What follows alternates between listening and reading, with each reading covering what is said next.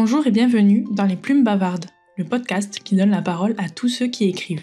Je m'appelle Émilie, jeune autrice de fantasy non publiée qui a découvert le monde de l'écriture en 2023. Dans Les Plumes Bavardes, on parlera des processus d'écriture et de tous ceux qui motivent les auteurs dans leur création. Je vous souhaite à tous une très bonne écoute. Bonjour à tous et bienvenue dans ce nouvel épisode des Plumes Bavardes. Aujourd'hui, je reçois Amandine Solis qui vient nous présenter son premier roman dont la campagne Ulule commence aujourd'hui, le 9 avril. C'est le premier épisode à distance et donc nous avons eu quelques problèmes techniques. Ça a duré plus d'1 heure. Donc, au moment du début de l'enregistrement, nous ne nous sommes pas dit bonjour et nous avons attaqué directement avec la partie 1. C'est pour ça que je vous fais cette petite introduction secondaire. Merci à tous d'avoir cliqué sur l'épisode et je vous souhaite une bonne écoute.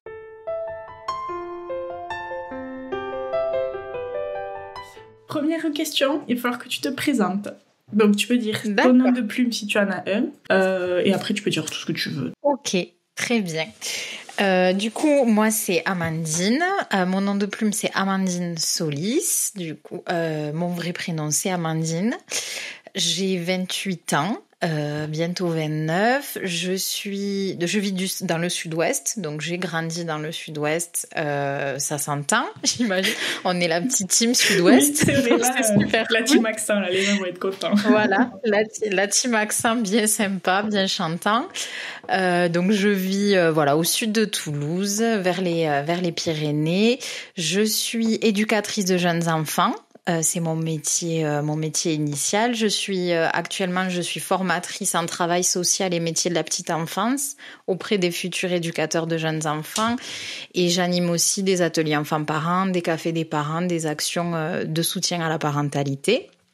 Donc c'est un métier de passion qui me passionne. Voilà, je suis passionnée par la petite enfance, par la parentalité depuis longtemps. Et je suis aussi passionnée de littérature, donc depuis quelque temps, j'ai lancé mon activité d'autrice en parallèle de mon métier d'éducatrice de jeunes enfants. Alors c'est toujours difficile de se considérer auteur. À partir de quel moment est-ce que je suis autrice ou pas ? Ouais. Je crois qu'aujourd'hui, je peux le dire, je suis autrice. Donc c'est aussi pour ça que je suis là aujourd'hui, c'est parce que je suis autrice. Voilà, j'essaie d'arriver à le dire. Exactement, tu es autrice. C'est une question assez... qui revient très souvent, ce truc-là, à partir de quel moment on est auteur et tout. Moi, je considère que dès que tu commences à écrire, tu es auteur, parce que il faut une telle volonté pour arriver à écrire un livre et tout, que t'es forcément auteur, quoi. Ouais, c'est ce que je me dis. Moi, pour moi, je mets deux petites nuances. Il y a auteur et auteur publié. Tu vois, pour moi, auteur, tu l'es du moment où t'écris, en fait. Du moment où tu écris quelque chose qui vient de toi, de ta création. Voilà, c'est toi qui es auteur. Et après, il y a des auteurs publiés. Soit on décide, ce qu'on écrit, ses créations, de les publier ou non. Et voilà. Et là, pour l'instant, je me dis, je suis pas complètement autrice publiée, mais on va en parler, ça va venir, c'est pour tout bientôt. Voilà. Exactement. Ok, alors du coup, Amandine Solis, c'est un nom de plume. Enfin, Solis, c'est un nom de plume. Oui. Alors pourquoi ce nom ? Comment tu l'as choisi ? Très bonne question. Du coup, c'est super dur le choix du nom de plume, mais ça a été vraiment pour moi de grosses soirées de réflexion, de grosses hésitations. Vraiment, ça m'a même pris la tête à un petit moment de pas arriver à me décider. Déjà, la question nom de plume ou pas nom de plume. Déjà, il y a cette question-là quand même qui se pose.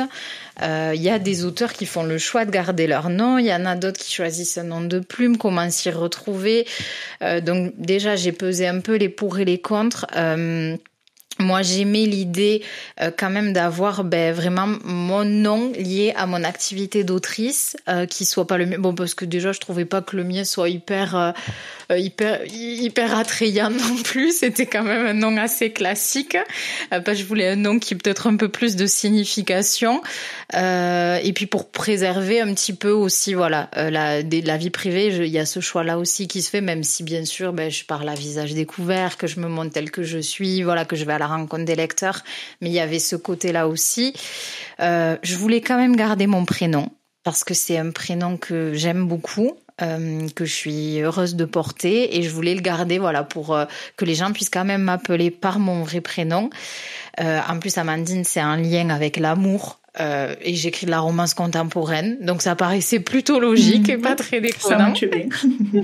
Ça matchait bien. Et après, c'était trouver le nom, par contre. Alors là, j'ai brainstormé à fond pendant des semaines et des semaines. Et en fait, il y en avait un qui m'était venu dès le début. Donc, c'était Solis. Mais je m'étais dit, ouais, bon, je vais voir si d'autres me viennent. Et en fait, c'était toujours celui-là qui revenait. Donc, au bout d'un moment, je me suis dit, c'est celui-là. Et Solis, parce que ça veut dire soleil en latin. Alors parce que je voulais aussi garder mon initiale, donc mon nom d'usage commence par S, donc je voulais garder l'initiale.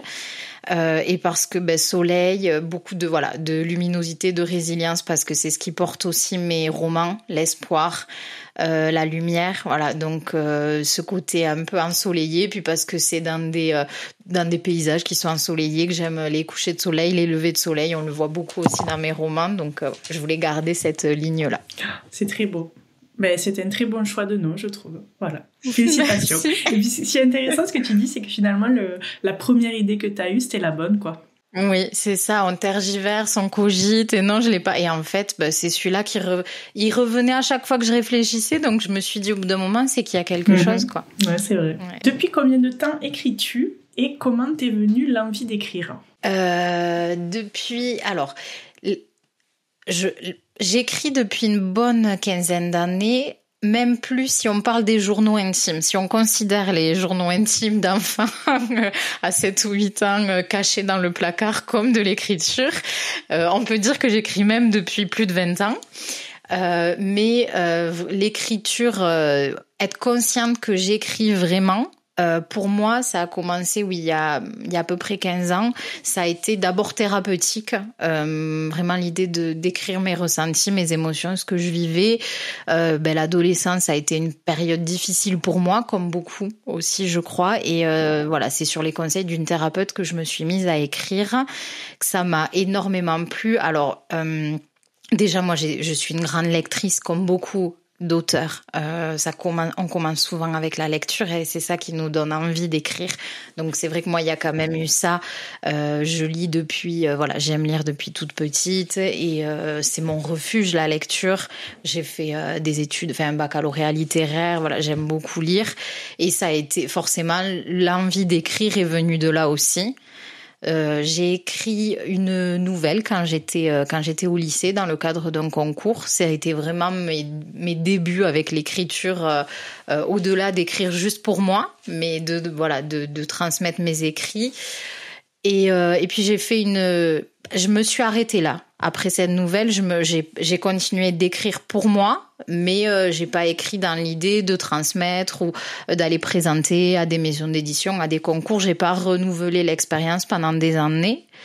J'ai arrêté d'écrire de la fiction. J'ai arrêté d'écrire vraiment des textes. J'écrivais pour moi. Donc ça, par contre, j'ai toujours continué à pratiquer le journaling. J'écrivais aussi pour mon travail des écrits professionnels, des articles autour de l'enfance, de la parentalité. Voilà, j'ai toujours continué d'écrire parce que ça m'a toujours passionnée. Je faisais des textos à rallonge pour continuer d'être dans cette écriture. Et j'avais toujours au fond de moi ce rêve lointain de me dire un jour j'aimerais être autrice, un jour j'aimerais être écrivaine, un jour je rêve d'écrire. Mes proches savaient que peut-être un jour Amandine elle écrira. Mais je me disais, plus tard, 40, 50 ans, c'est pas le moment, je suis trop jeune, il faut que, quand j'aurai fini ma carrière, quand j'aurai fini de payer les crédits, je le voyais à plus loin parce que pour le moment, je peux pas m'autoriser ça. Ah oui. Et c'est pas accessible. Voilà, je me disais ça, mais j'avais toujours cet amour pour l'écriture, pour moi, et surtout pour la lecture. Ça, par contre, j'ai continué de lire énormément. Et c'est effectivement à force de lire que je me suis dit, en fait, à chaque fois que je terminais une lecture, je me disais, mais moi aussi, je veux écrire, quoi. Moi aussi, je veux écrire une histoire comme ça. Je veux écrire mon livre. Je veux créer ma propre histoire. J'ai envie d'essayer. Et donc c'était il y a pas tout à fait un an, voilà, sur début de l'été 2024, donc c'est quand même assez récent que je me suis dit, voilà, j'étais en grand chamboulement, période difficile pour moi personnellement, professionnellement, et je me suis dit qu'est-ce que j'ai envie de faire? Et en fait j'ai envie d'écrire. Donc là, je me suis dit, si j'essayais, quoi, et si le moment, c'était maintenant et pas dans 20 ans, si j'essayais maintenant, vu que c'est vraiment ce qui me passionne et j'ai envie d'essayer.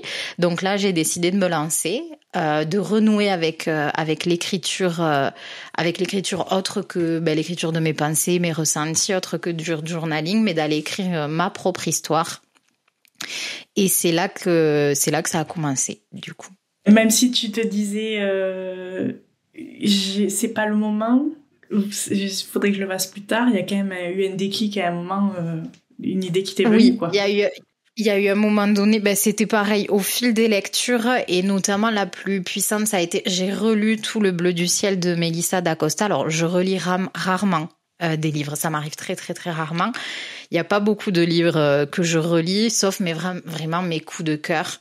Et celui-là, j'ai eu besoin de le relire personnellement. Et en fait, quand je l'ai terminé, je me suis dit, mais je vais écrire.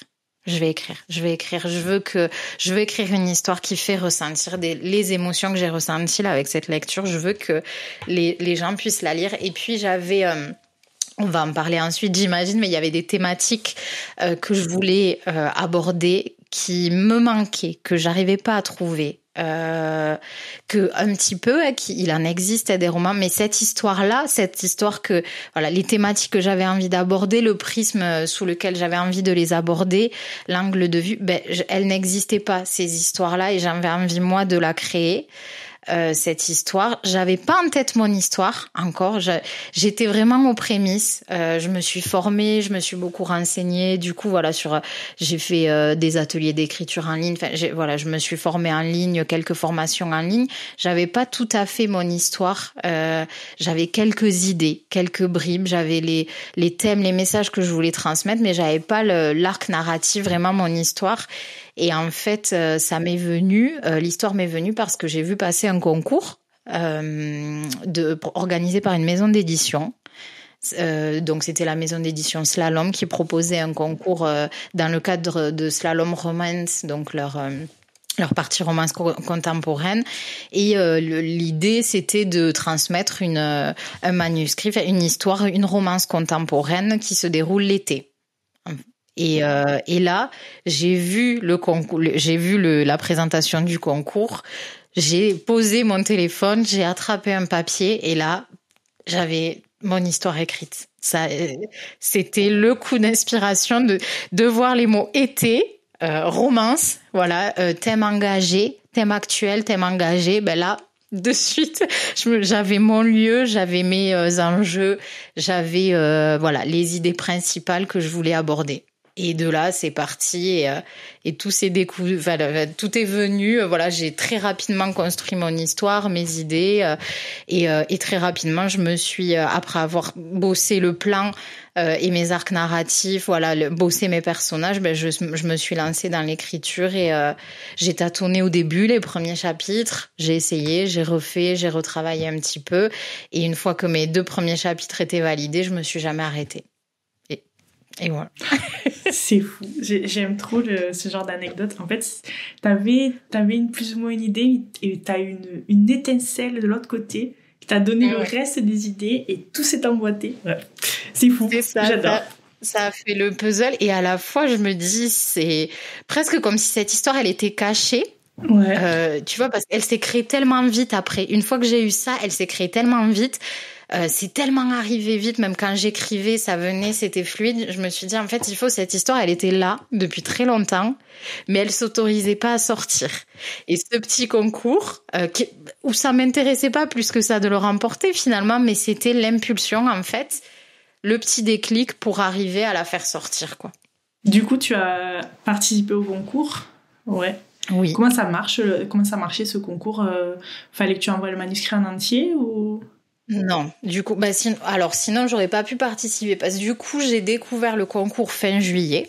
Ça faisait un petit peu de temps qu'il était ouvert déjà. Donc, je l'ai découvert fin juillet et la fin était le 21 septembre. Et en fait, les critères, c'était 75 000 caractères et un synopsis. Donc, je me suis dit, bon, je me mets pas de pression. J'ai jamais écrit de roman. Je sais même pas si je suis capable d'arriver à écrire un roman en entier. Je sais pas si je suis capable d'arriver au bout. Donc, je vais tester. On verra. Je sais pas du tout si je suis capable d'arriver à 75 000 caractères d'ici 2 mois, alors que j'en suis juste aux prémices de mon histoire. Et donc, je me suis dit, bon, il y a cette date-là, mais j'y vais, je me lance, j'essaie, on verra ce que ça donne. Donc, comme je te disais, j'ai peaufiné mon plan, j'ai préparé et j'ai commencé à me lancer vraiment dans l'écriture du premier jet mi-août. Je me suis lancée et donc arrive le 20 septembre, veille de la date finale du concours, enfin veille de la date butoir. Et je regarde mon document et j'avais mes 75 000 caractères passés. Il me manquait qu'un synopsis. Donc je me mets sur le synopsis. Finalement, en 1 heure, je l'écris. Oh, bien. Et là, je me dis, qu'est-ce que je fais ? Bon. J'y vais ou j'y vais pas? Non, j'y vais pas, mais si, j'y vais. Donc, j'ai eu mon petit soutien, mon petit entourage qui m'a dit, mais si, en fait, vu que tu l'as, tu y vas, tu le tentes et on verra bien. Et en fait, je me suis dit, je le tente parce que même si, pour moi, ça me paraît quasi impossible de le remporter, j'ai pas un manuscrit qui est terminé, j'ai fait le synopsis, mais c'est un premier jet, je l'ai pas retravaillé, donc ça serait vraiment fou, j'ai pas de communauté. Voilà, j'étais pas du tout dans cette idée-là. Par contre, je me disais, si je m'inscris, ça va me donner la motivation et l'obligation d'aller au bout de l'écriture de ce roman. Parce que si par hasard, il arrivait que je le remporte, je peux pas leur dire non, en fait, je me suis arrêtée là, je l'ai pas fini, mais vous inquiétez pas, je vais le faire d'ici quelques mois. Donc non, j'y vais. Donc voilà, je l'ai fait principalement pour cette raison.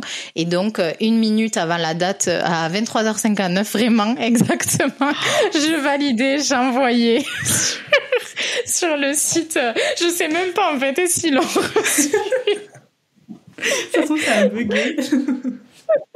Donc j'ai envoyé à ce moment-là et effectivement ça m'a donné la motivation, l'impulsion. Bon après j'étais très motivée aussi par cette histoire qui me prenait aux tripes, qui me lâchait pas, qui me suivait nuit et jour et qu'il fallait que j'écrive. C'était vraiment viscéral.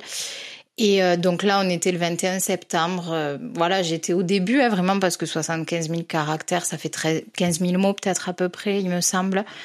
Et en fait, début décembre, donc la date des résultats tombait fin novembre à peu près, des résultats du concours. C'était rapide. Donc c'était très rapide, ouais.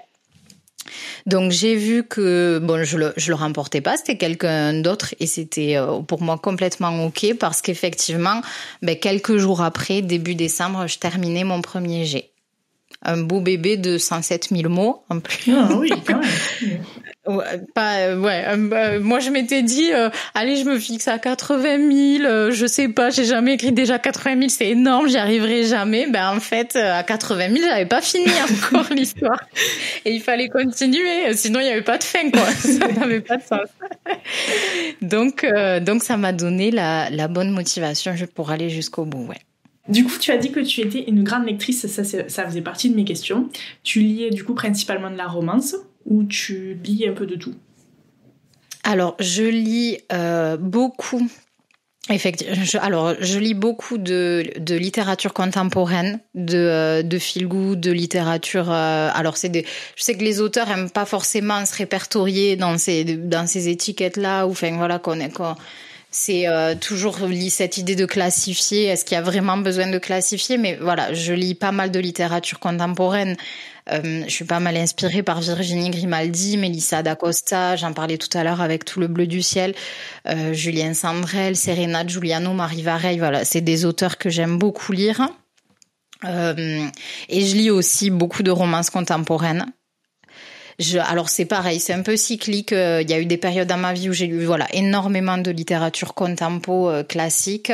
Là depuis 2 ans, je lis pas mal de romances contemporaines. C'est un genre que j'apprécie énormément parce que on peut transmettre plein de messages à travers il n'y a pas uniquement que la romance. Bon, après moi je suis une amoureuse de l'amour, hein. Depuis toujours je m'invente des histoires d'amour dans ma tête depuis toujours, et pas que l'amour conjugal, vraiment l'amour sous toutes ses formes.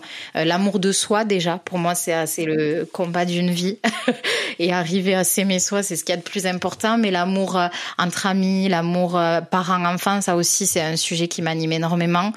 Donc voilà, j'ai l'amour, la romance, l'histoire d'amour. Et après, je trouve qu'en romance, vraiment, on peut aborder des thèmes hyper engagés, hyper importants, faire passer des messages précieux, et aller toucher aussi une génération aussi assez jeune, même si pour moi, franchement, c'est ouvert à on peut lire à n'importe quel âge de la romance contemporaine et c'est adapté pour tout le monde. Mais c'est vrai que, étant donné que les personnages ont entre 20 et 30 ans ou 20-35 ans, on va pouvoir aller parler de sujets actuels. Voilà. Moi, je trouve que c'est un thème qui est hyper intéressant pour ça. Pour aller explorer comment le passé peut jouer dans nos relations, pour aller explorer les relations humaines. Enfin, voilà, je trouve que c'est hyper intéressant. La communication, la question du couple, les relations saines. Enfin, je trouve que c'est très intéressant. Donc moi, c'est un genre qui me plaît beaucoup, que je prends du plaisir à lire. J'ai lu aussi, j'ai eu une époque où je lisais pas mal de thrillers, de policiers. Depuis que je suis maman, j'ai plus de mal. J'en lis beaucoup moins. C'est plus dur pour moi. Voilà, avant j'aimais vraiment ça, même des fois je lisais aussi des livres durs sur des sujets un peu durs, les violences, l'enlèvement. Bon, depuis que je suis maman, c'est compliqué. Oui, j'imagine. Donc j'en lis moins, mais ça reviendra peut-être.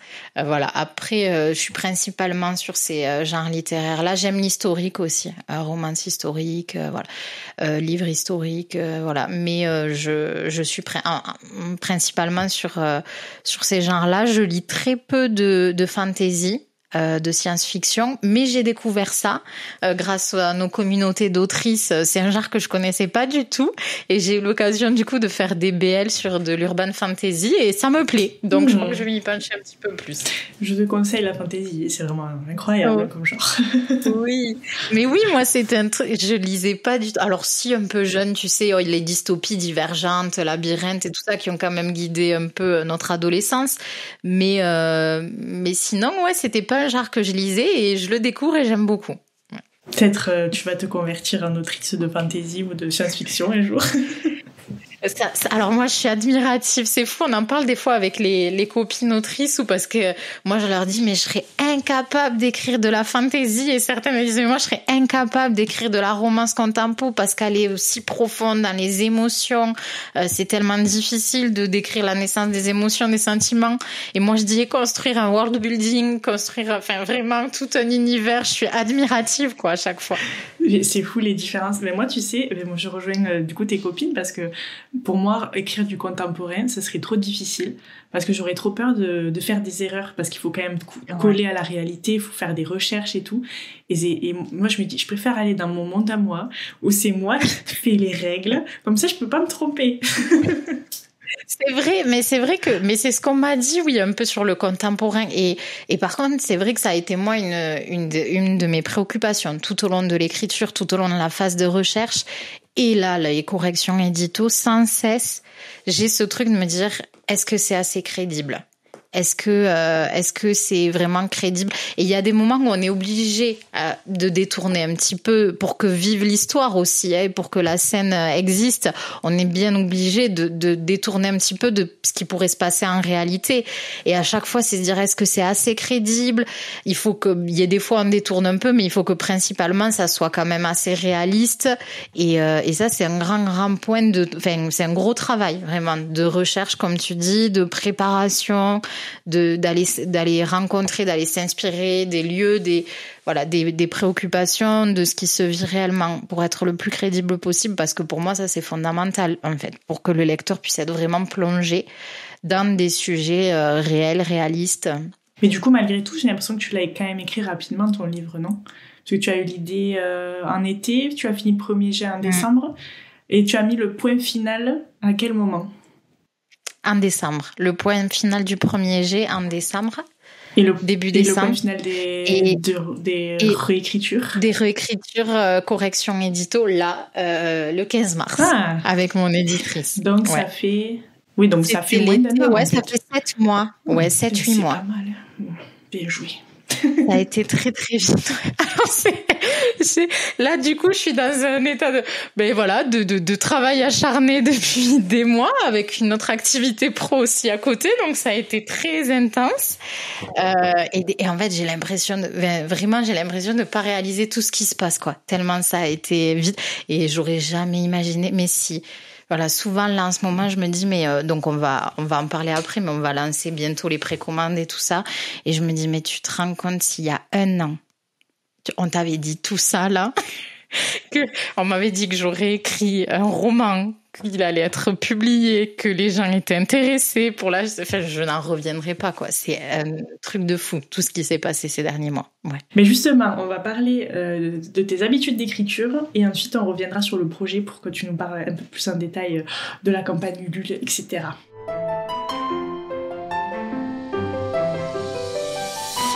Alors déjà, j'aimerais que tu me dises si tu te considères plus architecte ou plus jardinière.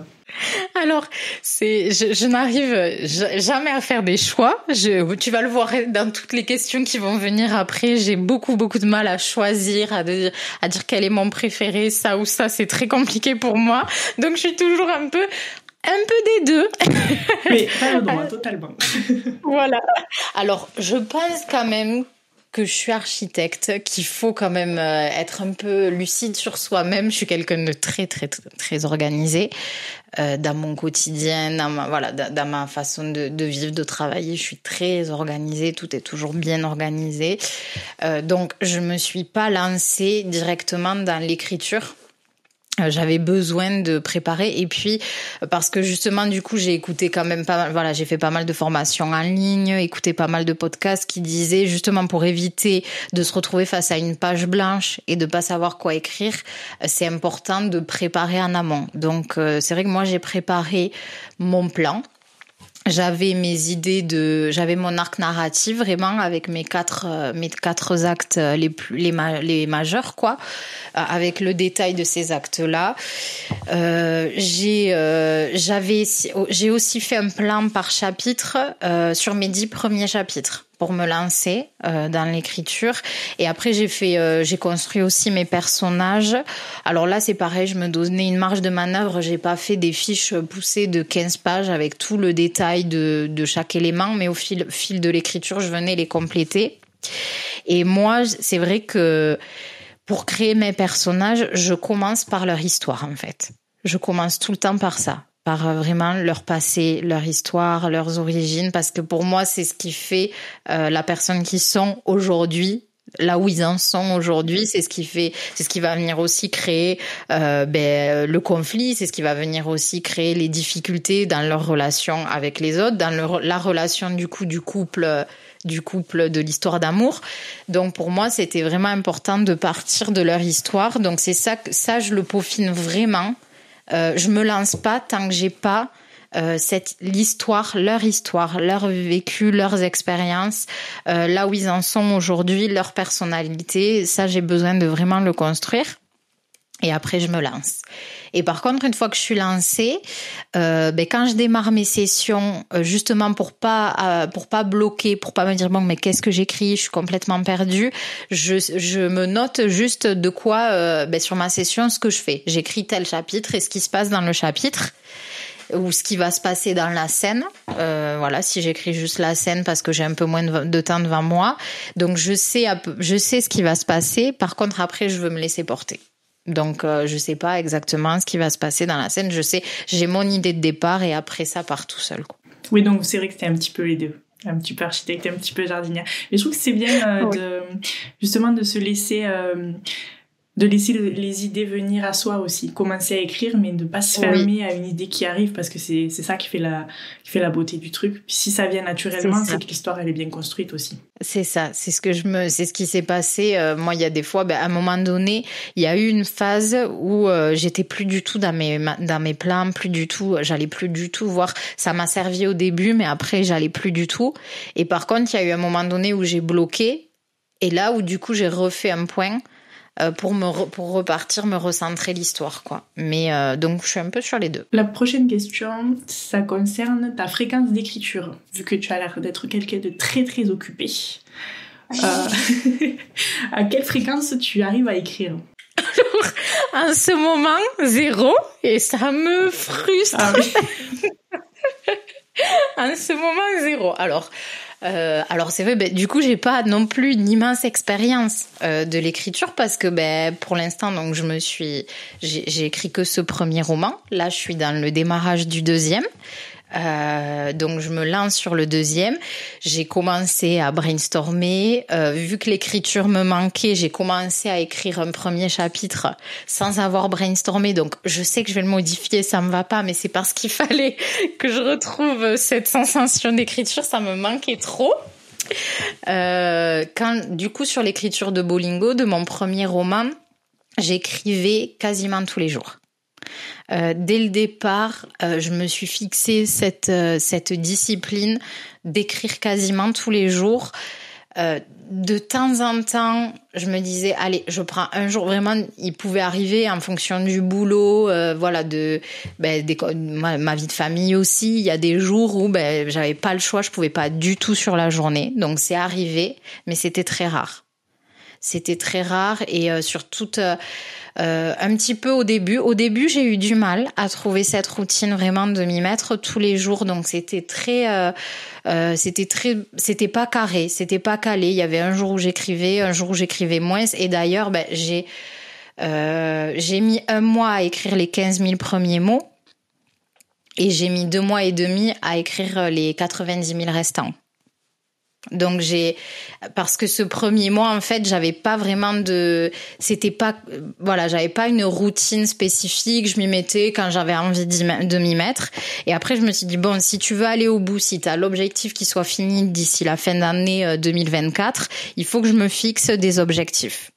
Donc il faut que je me fixe un objectif d'une session chaque jour pour pas perdre le fil. Et puis parce que c'est vrai, ce que j'avais vu aussi comme conseil, c'est que c'était bien de garder un rythme en fait, bon, pour le cerveau déjà, voilà, qui prenne cette habitude.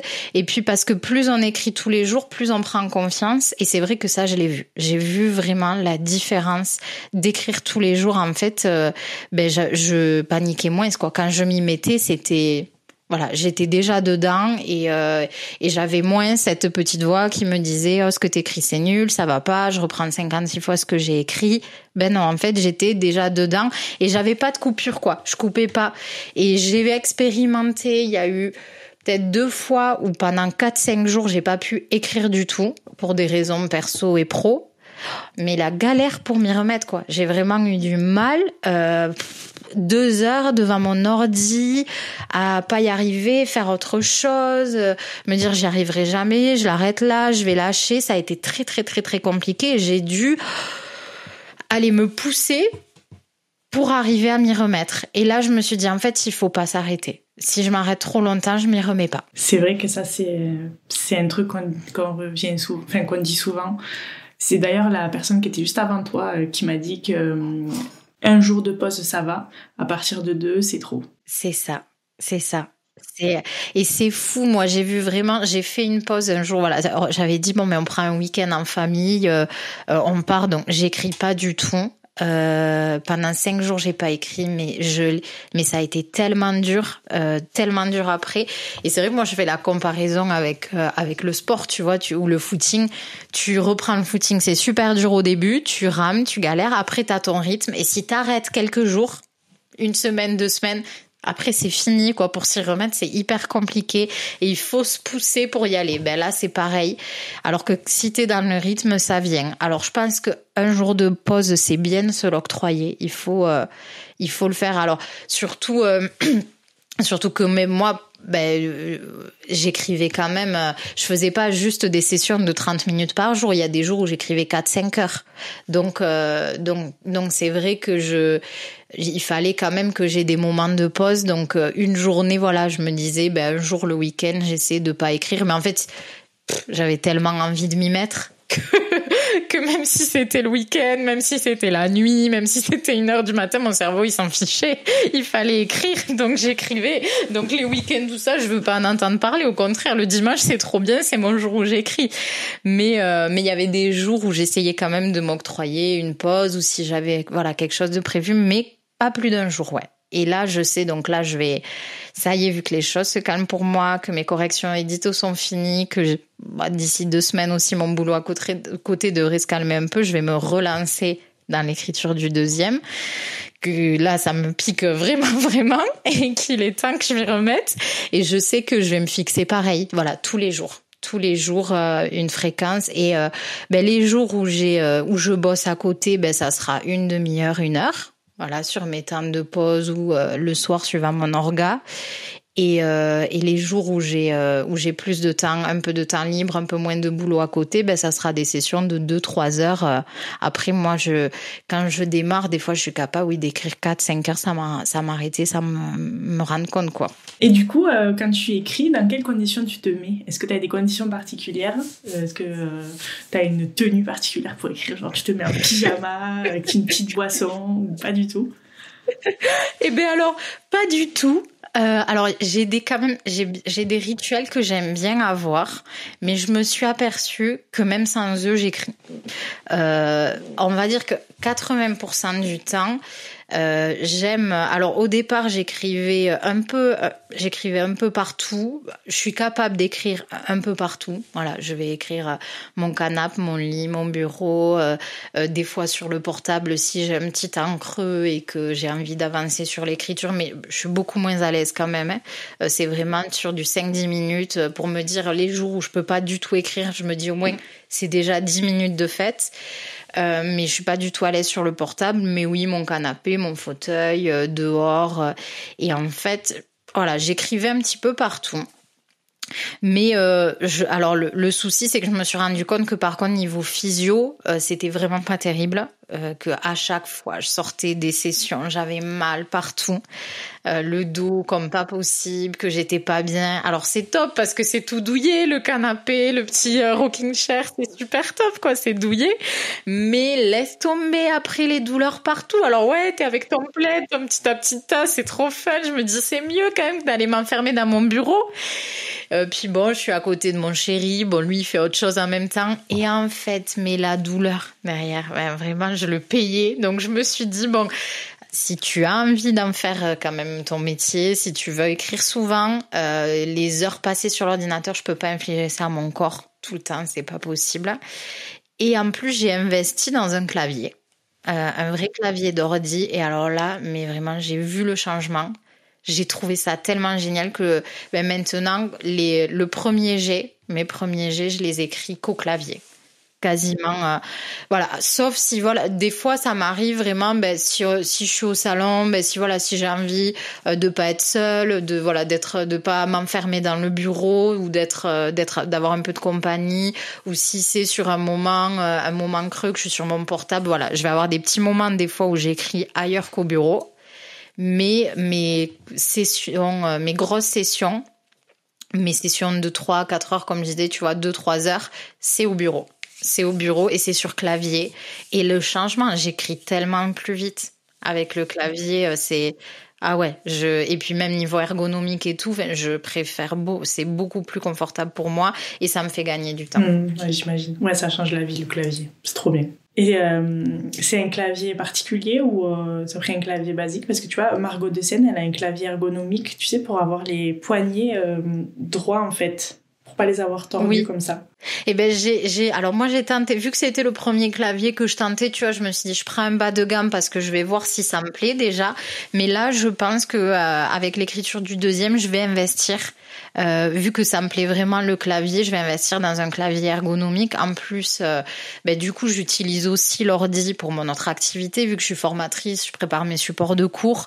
Et pareil, là, d'avoir découvert le clavier, ça change la vie, mais vraiment la rapidité, j'écris beaucoup plus facilement, enfin vraiment ça me demande pas du tout le même effort, donc je pense que je vais peut-être investir sur un clavier, dans un clavier. Et après, c'est vrai que j'ai ma petite habitude quand même. Je ne démarre jamais une session sans mon cappuccino. Ça, c'est, sauf si c'est la session de celle. Ben moi, je dissocie vraiment. J'ai mes sessions, tu vois, mes petites sessions de 5-10 minutes, voire une demi-heure où c'est, allez, un petit coup comme ça, je suis sur le portable, où je prends mon ordi portable ou mon téléphone vite fait et j'écris. Et la session vraiment où je me mets dedans, où je sais que je suis focus. Où je suis sur mon ordi, mon bureau, et là c'est cappuccino et ma petite bougie. La petite bougie, ok.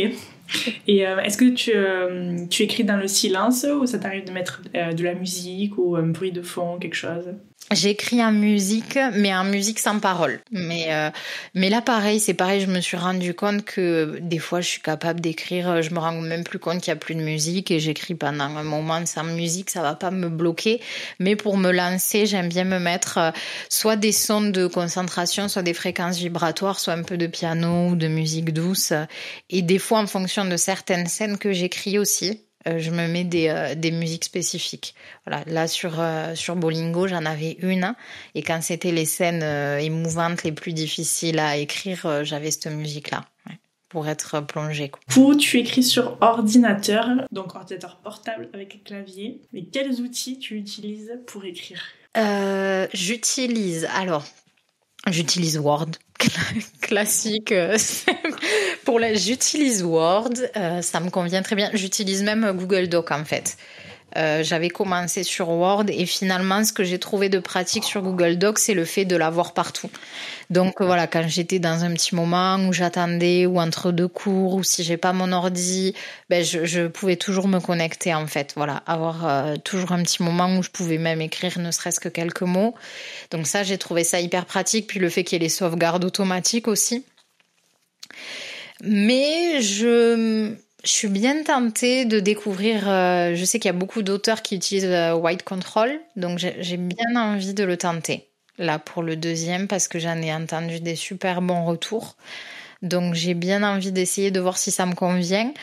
Moi, j'utilise aussi Notion pour construire mes fiches personnages, pour construire ma base, mon histoire, pour me fixer des trackers d'objectifs, pour me faire mon plan de chapitre, pour savoir où j'en suis dans mon chapitre. Je l'ai beaucoup utilisé pour mon premier jet. Je pensais l'utiliser aussi pour mes corrections édito et finalement mes corrections édito, j'ai utilisé un Excel classique pour savoir où j'en étais. Mais c'est, ouais, j'utilise ces logiciels-là. Ouais, moi aussi j'utilise Google Docs, c'est trop bien. Mais oui, en fait, moi, j'avais tenté, je m'étais dit, est-ce que j'en tente d'autres et tout ça, mais quand j'ai vu, le côté pratique, voilà, de l'avoir partout, en fait. Ouais, c'est ça. Partout où j'étais, donc même des moments où j'avais pas forcément prévu d'écrire, ben, je l'avais avec moi. Oui, puis tu sais qu'à tout moment, où tu sois, tu peux l'avoir à portée de main. Ouais. Est-ce que tu as déjà utilisé l'intelligence artificielle pour ton projet? Moi, je parle en toute honnêteté, oui. Je ne l'utilise pas du tout pour créer mon histoire. Pas du tout. Je l'ai pas du tout utilisé sur la phase de brainstorming. Voilà, sur la phase de création de l'histoire parce qu'en même temps pour moi en fait ça n'a aucun intérêt, aucun sens. Voilà, c'est ce qui fait la force d'un roman, c'est l'histoire, c'est l'auteur qui va la construire et comment il la construit, c'est par rapport à son histoire à lui aussi, même si voilà, on n'écrit pas de l'autobiographie, mais forcément qu'on va s'inspirer de nos rencontres personnelles, professionnelles, de sujets qui sont venus nous toucher. Voilà, pour moi, ça a vraiment aucun sens que ça soit. Enfin, voilà, je trouve ça même aberrant que ça soit l'IA qui construise une histoire. Enfin, en fait, non, on perd l'essence même de notre humanité, de nos émotions, de notre vécu, du storytelling. Enfin voilà, pour moi, ça n'avait vraiment pas de sens. Sur l'écriture de mon premier jet, pas du tout non plus. Voilà, et puis bon, enfin, voilà, c'est pareil, je vois pas du tout l'intérêt. Ce qui m'est arrivé, c'est sur les corrections, sur la phase de correction. Vraiment, quand je suis, moi, les outils que j'utilise, du coup, c'est j'utilise donc le dictionnaire. Parce que sur les mots, pour choisir le bon mot, pour être sûr que j'ai bien voulu dire le sens, je suis quelqu'un de très tatillon sur les mots. Je me mets énormément de pression. Je suis capable de passer 3 heures sur un même paragraphe. Vraiment.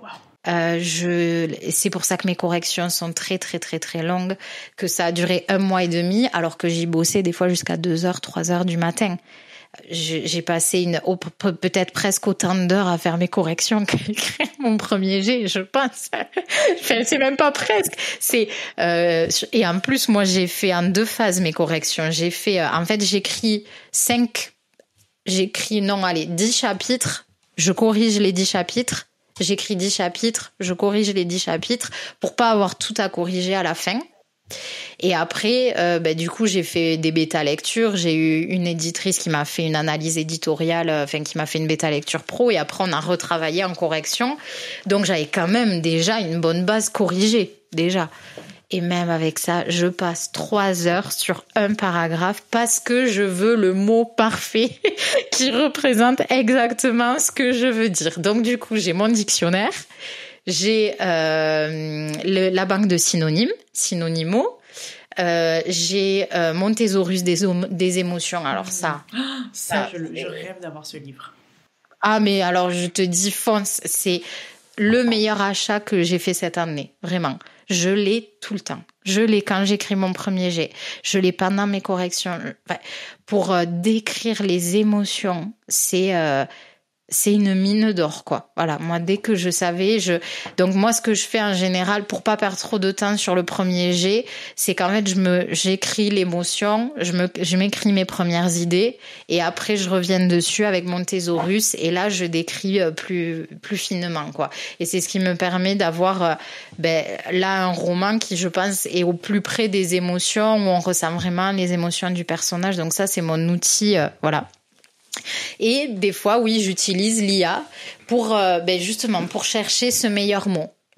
Donc voilà, pour lui demander, des fois j'ai cette phrase, je voudrais véhiculer cette idée et j'arrive pas à trouver. Voilà, est-ce que ce mot ou est-ce que cette formulation, elle est correcte en fait pour définir cette idée-là. Donc des fois, alors je pourrais te dire non, je l'utilise jamais. Mais moi je suis quelqu'un d'assez authentique et c'est hyper important pour moi d'être honnête, et même si je sais que je peux peut-être m'attirer les foudres de certains et je l'entends et vraiment je suis très ouverte à l'échange, je sais que ça peut-être ça va rebuter aussi certaines personnes qui n'auront pas envie de me lire parce que des fois je l'utilise comme outil. Mais pour moi, c'est important de le dire en toute honnêteté, c'est un outil. Par contre, je fais très attention à l'utilisation que j'en fais et à ce que ça reste un outil. Comme le thésaurus des émotions, j'écris pas tout le livre. Il faut que ça reste un outil, comme ma banque de synonymes, comme mes recherches Google. Voilà, c'est un outil que j'utilise. Comme on s'inspire de nos lectures, on s'inspire des textes des autres auteurs. Il y a des belles phrases qui vont nous plaire, qu'on va enregistrer dans notre inconscient sans se rendre compte qu'on les enregistre et on les réécrit. Et on n'a pas fait du plagiat, mais il y a des inspirations. Moi, je l'utilise comme outil. Par contre, pour moi, c'est important d'être conscient de l'utilisation que j'en fais et de le limiter à ça. Parce que je veux absolument pas que ça soit l'IA qui écrive mon roman. Il en est hors de question. Ce roman, c'est moi, c'est mes tripes, c'est mes émotions. Il y a plein de choses aussi qui sont en lien avec des situations que j'ai rencontrées, que j'ai vécues. Et c'est ces 2 personnages, mais que je porte. Et à travers aussi, moi, ce que j'ai ressenti. Et c'est hors de question que ça soit l'IA qui l'écrive, quoi. Mais des fois, je l'avoue, je m'en sers comme outil. Moi, je l'utilise aussi, donc je te jugerai pas. Et puis même aujourd'hui, j'ai l'impression que beaucoup d'auteurs l'utilisent comme ça aussi, comme outil, parce que ça peut apporter des choses qu'on peut pas trouver ailleurs. Mais oui, comme tu dis, il faut savoir l'utiliser comme il faut pas trop dépasser la limite, quoi. Il faut savoir à quel moment s'arrêter. Ouais. C'est ça, et pas l'utiliser comme Tu vois, c'est hyper intéressant. J'ai une discussion avec mon éditrice à ce sujet et pareil, on se disait, on pense qu'il y a beaucoup d'auteurs qui l'utilisent comme ça, et pas que des auteurs, tous les entrepreneurs en fait dans la création de contenu, les étudiants. Enfin voilà, c'est un outil. Maintenant, moi j'adore. C'est sur le Discord des Mouraturés, la communauté de laquelle je fais partie sur le Discord. On a une super communauté et il y a une des membres un jour qui a dit, moi j'aime bien utiliser la métaphore du couteau. Le couteau, ça peut être un super outil, ça peut nous aider à peler nos légumes, à préparer nos repas, à manger, mais ça peut aussi tuer quelqu'un. C'est une belle métaphore. C'est un peu pareil. Moi, j'adore cette métaphore. C'est un peu pareil. Ça peut être un super outil, comme quand Google est arrivé il y a 25 ans et Internet, ça peut être un super outil. Attention à l'utilisation qu'on en fait. Ça reste de l'art, c'est important qu'on garde notre écriture, nos histoires, notre vécu, nos émotions et que ça ne soit qu'un outil. Il y a aussi moi j'utilise pas trop le logiciel Antidote parce que du coup j'ai une correctrice orthotypo professionnelle, donc tu vois puis je sais que je fais très peu de fautes d'orthographe, c'est des fautes d'inattention, mais voilà, je sais que c'est pas quelque chose, c'est pas ma faille, voilà, dans l'écriture, même sur mes premiers jets, il y a très peu de fautes, voilà, c'est plus de l'inattention et de l'orthotypo, donc j'utilise pas Antidote, mais c'est vrai que des fois, sur des répétitions, sur des formulations, je relis la phrase et je me dis, j'ai l'impression qu'elle est pas correcte. Mine de rien, des fois ça corrige, quoi. Enfin, voilà, ça permet d'avoir une correction. Du coup, je vais te poser la question pour savoir combien de réécritures tu as fait pour ton projet. Du coup, on en a parlé un petit peu. On en a parlé un petit peu. Alors, moi, j'emploie pas trop le thème de réécriture parce que j'ai pas été sur l'expérience. Alors, je pense qu'on peut dire que c'est de la réécriture. J'ai fait de la relecture et de la correction éditoriale. Donc du coup, quand j'ai commencé l'écriture de mon premier jet, au départ, erreur fatale. Je corrigeais chaque chapitre. Enfin, en fait, c'est pour ça que j'avançais pas très vite aussi au début. En fait, dès que je terminais une session, je corrigeais la session d'avant. Mais du coup, j'avançais jamais sur une nouvelle session. Parce qu'en plus, vu que je te disais, je passe 3 fois plus de temps sur la correction que sur le premier jet, vraiment, sur la correction d'un chapitre. Donc, je perdais un temps fou. Donc là, je me suis dit, non, c'est pas possible. Amandine, t'arriveras jamais au bout à ce rythme-là. Donc, j'ai trouvé un équilibre sur 10 chapitres. Donc, j'ai écrit mes 10 premiers chapitres et après, j'ai relu les 10 premiers. J'ai fait ma première phase de correction. J'ai fait mes premières corrections, mes premiers ajouts, sans que ce soit toute l'histoire, mais plus sur la forme des phrases, sur la description, sur les reformulations, sur des incohérences. Il y a des moments donnés, je voyais des incohérences.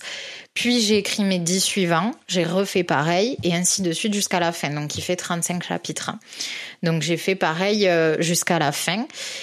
Et après, du coup, j'ai relu juste mes premiers chapitres parce que du coup, c'était pas si vieux que j'ai corrigé les derniers. Donc, j'ai relu mes premiers chapitres. J'ai fait une pause de 2 semaines, 2-3 semaines, puis j'ai relu entièrement. J'ai fait bêta lire aussi du coup à ce moment-là, donc j'ai eu les retours assez rapides de mes bêta lectrices et j'ai fait des modifications par rapport à leurs retours. Puis, donc ça, c'était en décembre. Et donc, en janvier, je l'ai transmis, du coup, à mon éditrice, donc une éditrice indépendante qui m'accompagne sur la publication en auto-édition, sur tout le suivi édito, et qui donc a fait une bêta lecture professionnelle avec analyse éditoriale du manuscrit, qui m'a fait plein de retours, sur les forces, sur les éléments qu'on pouvait aller améliorer, qu'on pouvait approfondir. Et à partir de là, du coup, j'ai fait mes corrections éditoriales à partir de ces suggestions, de ces axes d'amélioration. Et donc, on a retravaillé le texte par rapport à tout ça.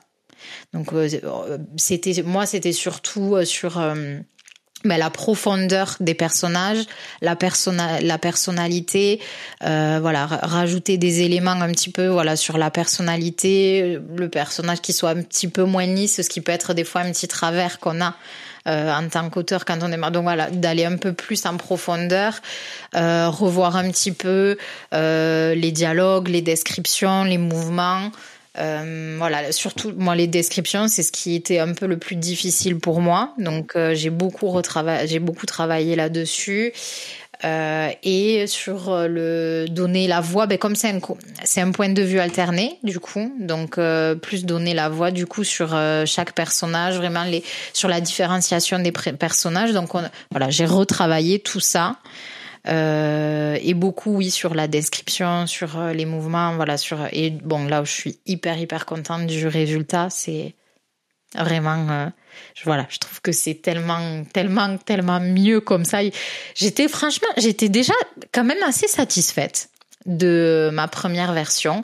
Alors moi je l'appelle premier G, mais en fait c'est une V2 vu que j'avais déjà corrigé un petit peu tout au long. Mais j'étais quand même déjà assez satisfaite. Il y avait du travail, mais je veux dire, j'étais quand même bien satisfaite du premier G. Mais là, c'est autre chose. C'est vraiment autre chose. Ouais. Pour moi, ça sera jamais parfait. Parce qu'à chaque fois que je le relis, je trouve encore des trucs à modifier et je me dis, mais en même temps, tu ne t'arrêteras jamais sinon.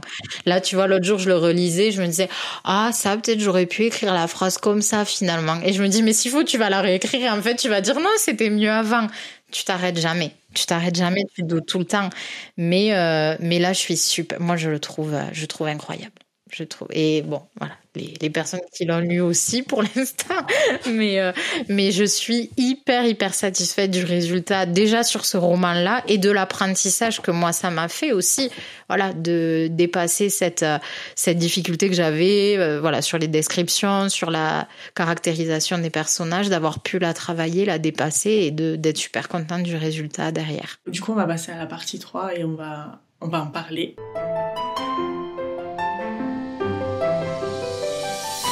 Du coup, est-ce que tu peux nous pitcher ton roman du coup qui s'appelle Bolingo ? Oui. Alors, j'ai toujours trop de mal à pitcher, je ne sais pas synthétiser. Donc, je vais essayer de faire au plus simple. Parce qu'en plus, j'ai pas voulu préparer les questions. Quand j'ai vu ton petit mail, je me suis dit, allez, Émilie aime bien faire aussi au feeling. Donc, je vais y aller au feeling. Voilà. Des fois, c'est peut-être pas une bonne chose, mais bon. On verra. Donc, Bolingo, c'est l'histoire de Trésor et Elena. Donc c'est deux personnages qui sont marqués par la vie, qui ont des blessures liées à leur passé, qui ont vécu des événements difficiles, voilà, chacun dans son registre. Ils se rencontrent du coup dans un club de plage où ils travaillent pour l'été. Donc un club de plage sur les Pyrénées-Orientales. Donc ça se déroule dans les Pyrénées-Orientales, aux alentours de Collioure, Saint-Cyprien, voilà, pour ceux qui connaissent, vers la Méditerranée. Donc on est l'été, les plages turquoises, le sable, les cocktails, voilà, l'ambiance estivale, ambiance club, travail saisonnier. Donc Trésor est cuisinier. Il bossait dans un resto étoilé et bon, ça s'est mal passé là-bas, donc il a pris un boulot dans ce club de plage. Et Elena n'est pas du tout de ce milieu à la base. Elle est éducatrice spécialisée, mais suite à un événement traumatisant, voilà, quelque chose qui s'est passé dans le cadre de son boulot, elle peut plus travailler là-bas. Donc elle bosse au club de plage pour l'été, vu que c'est le club de son cousin et de son ami. Et elle cherche à se reconstruire. Voilà, elle est très marquée par cet événement et donc elle essaie de se reconstruire là-bas. Et Trésor, lui, alors c'est un jeune homme qui est très réservé, très méfiant, qui est très impacté par des événements qu'il a vécus dans son passé, des traumatismes liés à son passé et qui sont aussi en rapport avec la protection de l'enfance. Donc il nourrit vraiment une haine importante à l'égard de la protection de l'enfance. Au départ, il ne sait pas qu'Elena travaillait dans la protection de l'enfance. Donc, quand ils se rencontrent, bon, c'est un peu tendu, mais pas pour cette raison-là. Je laisserai le lecteur le découvrir. Finalement, ils dépassent cette tension-là, ils se rapprochent.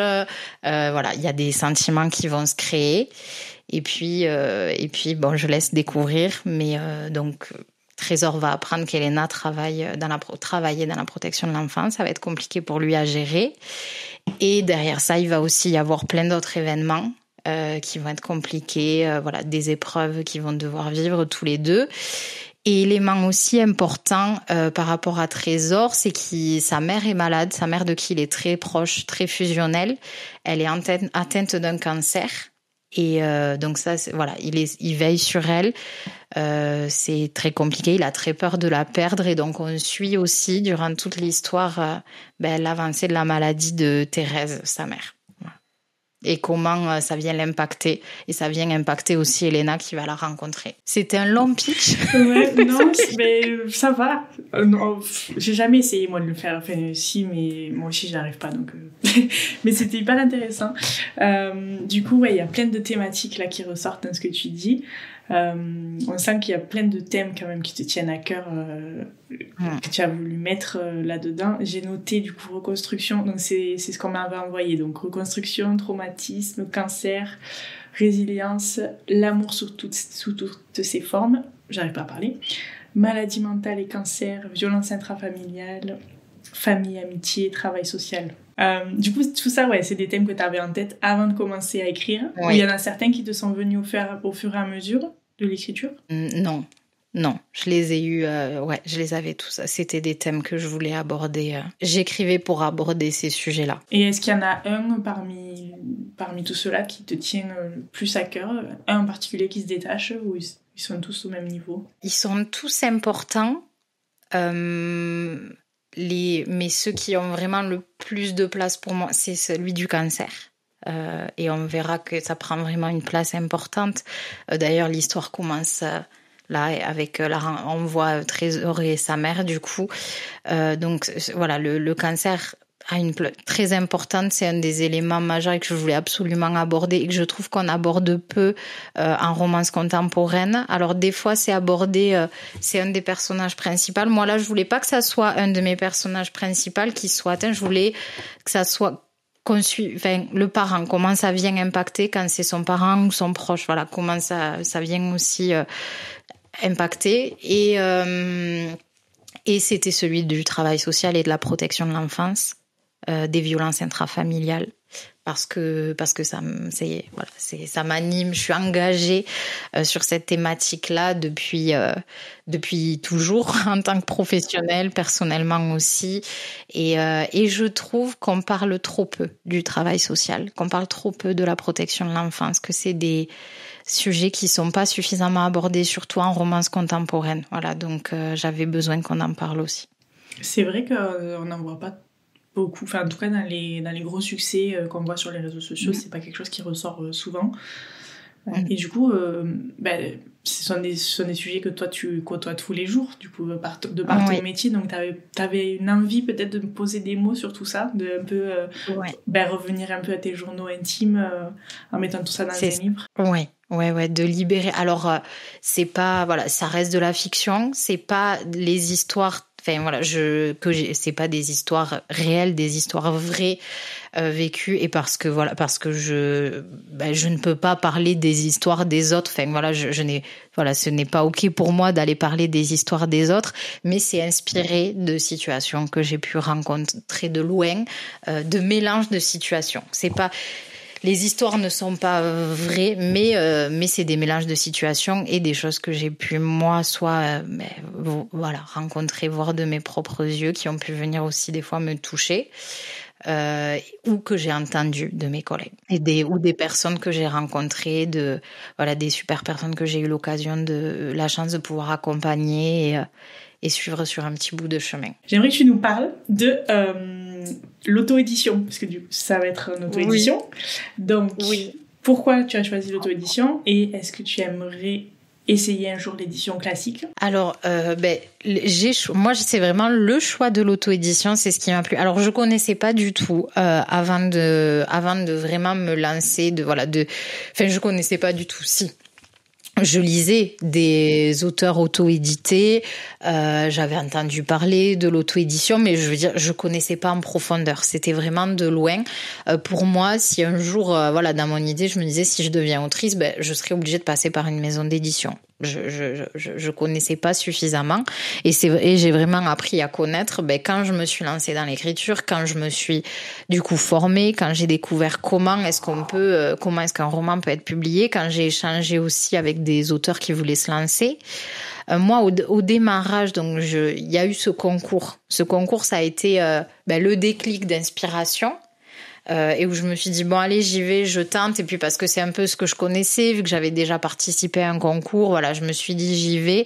Mais à ce moment-là je réfléchissais pas si publication, maison d'édition ou pas. Il y a ce rêve de se dire un jour je veux que mon roman soit publié, mais je me disais pas est-ce que je veux maison d'édition ou pas.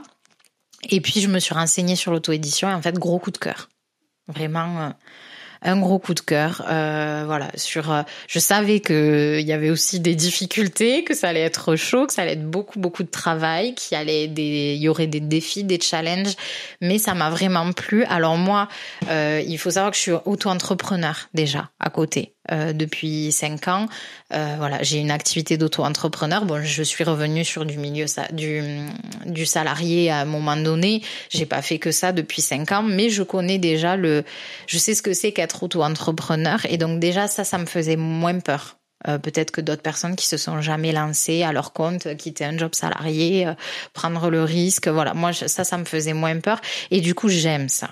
J'aime l'entrepreneuriat, j'aime vraiment ce côté monter un projet de A à Z, j'aime les défis, j'aime travailler avec une équipe que je me constitue, voilà, j'aime vraiment ce côté, voilà, mener un projet, être dans la polyvalence, tout pouvoir faire de A à Z, ça me plaît énormément, en déléguant, en m'accompagnant aussi, voilà, je voulais être entourée vraiment de professionnels formés, spécialisée, donc c'est pour ça que j'ai fait le choix de faire appel à une éditrice indépendante qui m'accompagne sur tout le processus, qui fait certaines tâches que moi je ne peux pas faire, que je ne suis pas formée à faire, et où elle a une meilleure expertise que moi. Et puis pour avoir son soutien, j'ai fait appel du coup à l'équipe de la Plumerie pour le côté marketing, voilà, lancement de mon livre, donner une visibilité à mon livre, voilà, lui permettre d'avoir cette visibilité. C'est bien de l'écrire et de faire en sorte qu'il soit hyper qualitatif à l'intérieur, à l'extérieur, mais si personne le voit, ça sert un peu à rien. C'est dommage. Donc voilà, donc je voulais m'entourer de cette équipe. J'ai aussi fait appel à une graphiste, à une correctrice professionnelle. Voilà, je voulais vraiment pas être seule. Je voulais être entourée parce que j'ai fait l'erreur sur mon autre activité de démarrer seule, de tout faire moi. Je me suis épuisée et puis ça a pas porté ses fruits comme j'aurais voulu parce que je suis passée à côté de certaines choses parce que je ne savais pas quoi. Donc je voulais vraiment être entourée, ça j'aime, avoir mon équipe, pouvoir bosser avec et voilà, mener ce projet. Donc c'est un peu apparu comme une évidence pour moi. C'était même pas la question maison d'édition ou auto-édition. Alors auto-édition, je me la suis posée à un moment donné, mais je me suis dit j'ai envie de tenter. J'ai envie de tenter le coup. Alors je sais que c'est un risque parce que il y a peu d'auteurs qui le font dans ce sens-là et que des fois peut-être ça peut fermer la porte aussi plus tard à certaines maisons d'édition. Mais moi j'avais envie de commencer par ça, de tenter ça en premier lieu parce que voilà, vraiment pouvoir mener ce projet. Au départ, moi j'envisageais pas forcément de publier Bolingo quand je l'ai commencé, et c'est vraiment au fil de l'écriture et de la relecture que je me suis dit mais en fait je veux que ce livre il y ait d'autres personnes qui le lisent que mes proches. Je veux qu'il puisse faire du bien à d'autres personnes. Je veux que des personnes prennent déjà du plaisir, passent un bon moment en le lisant, puissent sortir de leur quotidien, s'évader comme moi, ça me procure la lecture, mais au-delà de ça, qu'elles puissent ressentir ces émotions et venir aussi apaiser quelque chose si elles aussi ont dû faire face des fois à ces moments difficiles, à ces moments de doute, de deuil, voilà, à ces blessures aussi qu'on peut se traîner. Voilà. Donc je voulais que les gens puissent vraiment aller profiter de cette lecture et vraiment cette idée qu'elle fasse du bien, voilà, aussi à d'autres personnes que mes proches, donc aller le publier, voilà. Donc j'ai décidé d'aller vers l'auto-édition et de tenter ça. Et puis comme je suis un petit peu impatiente aussi, je voulais pas attendre 3 ans. Je voulais que non seulement les gens puissent en profiter. Je l'avais écrit vite, ce roman. Il était là, il était né. Donc vite, il fallait qu'on continue ce process. Donc je voulais pas attendre 3 ans. Je voulais qu'il sorte. Alors déjà, pour moi, c'était fondamental, il devait sortir en été. Parce que ça se passe l'été, voilà, ça c'était, je voulais que les gens puissent en profiter pendant leurs vacances, même partir en vacances sur la côte et repérer les lieux et tout ça, voilà, je voulais vraiment être là-dedans. Donc ça devait être l'été, et comme voilà, je suis un peu trop impatiente, c'était l'été 2025. J'attendais pas. Donc pour ça, c'était aussi auto-édition, parce que ça me permet de choisir ma date. De pouvoir choisir ma date de publication. Bon, c'est un défi fou, parce que du coup, un timing très très serré, donc beaucoup de travail avec mon équipe. On bosse énormément pour être dans les délais. On va l'être, c'est bon. Mais donc ouais, déjà ça, d'où le stress aussi des corrections qui devaient se faire dans le timing, parce que derrière voilà, ça serrait. Mais on va y être. Mais voilà, j'étais un petit peu impatiente à ce niveau-là, et donc c'est aussi ce qui m'a plu dans l'auto-édition, c'est cette liberté de pouvoir choisir ma date de publication, de pouvoir choisir là où je le diffuse, de pouvoir choisir le format, la couverture. Voilà, j'ai choisi cette couverture. Je voulais absolument un jaspage, j'aurai un jaspage, parce qu'en fait c'est moi qui l'investis. Alors bon, je prends le risque, j'y mets un peu d'investissement, mais je sais qu'au moins je pourrais avoir ce jaspage, et en plus il est canon. Caroline, ma graphiste, a un talent incroyable, donc voilà, il est canon. Mais du coup, j'aurai ce jaspage et je vais pouvoir proposer un livre, un bel objet livre. C'est vraiment ce que je voulais. Et du coup, tu fais un financement par Ulule. Donc, tu investis toi, mais en même temps, tu auras un financement Ulule. Tu peux nous en parler un peu plus? Oui, du coup, donc, moi, là, c'est vrai, j'ai investi, c'est quand même un budget, du coup, dans l'investissement du travail de mon éditrice indépendante, de la correction professionnelle, la correction orthotypo, de l'accompagnement de la plumerie, le graphisme. Bon, il y a déjà pas mal de frais que j'ai commencé déjà à investir. Et l'idée de la campagne de préfinancement, c'est, alors, par rapport à l'investissement, oui, déjà, c'est que moi, ça me permet d'avoir une idée du stock d'impression, donc d'imprimer la quantité nécessaire, voilà, et de pouvoir prévoir moi mon stock d'impression et anticiper les premiers frais d'impression auprès des imprimeurs.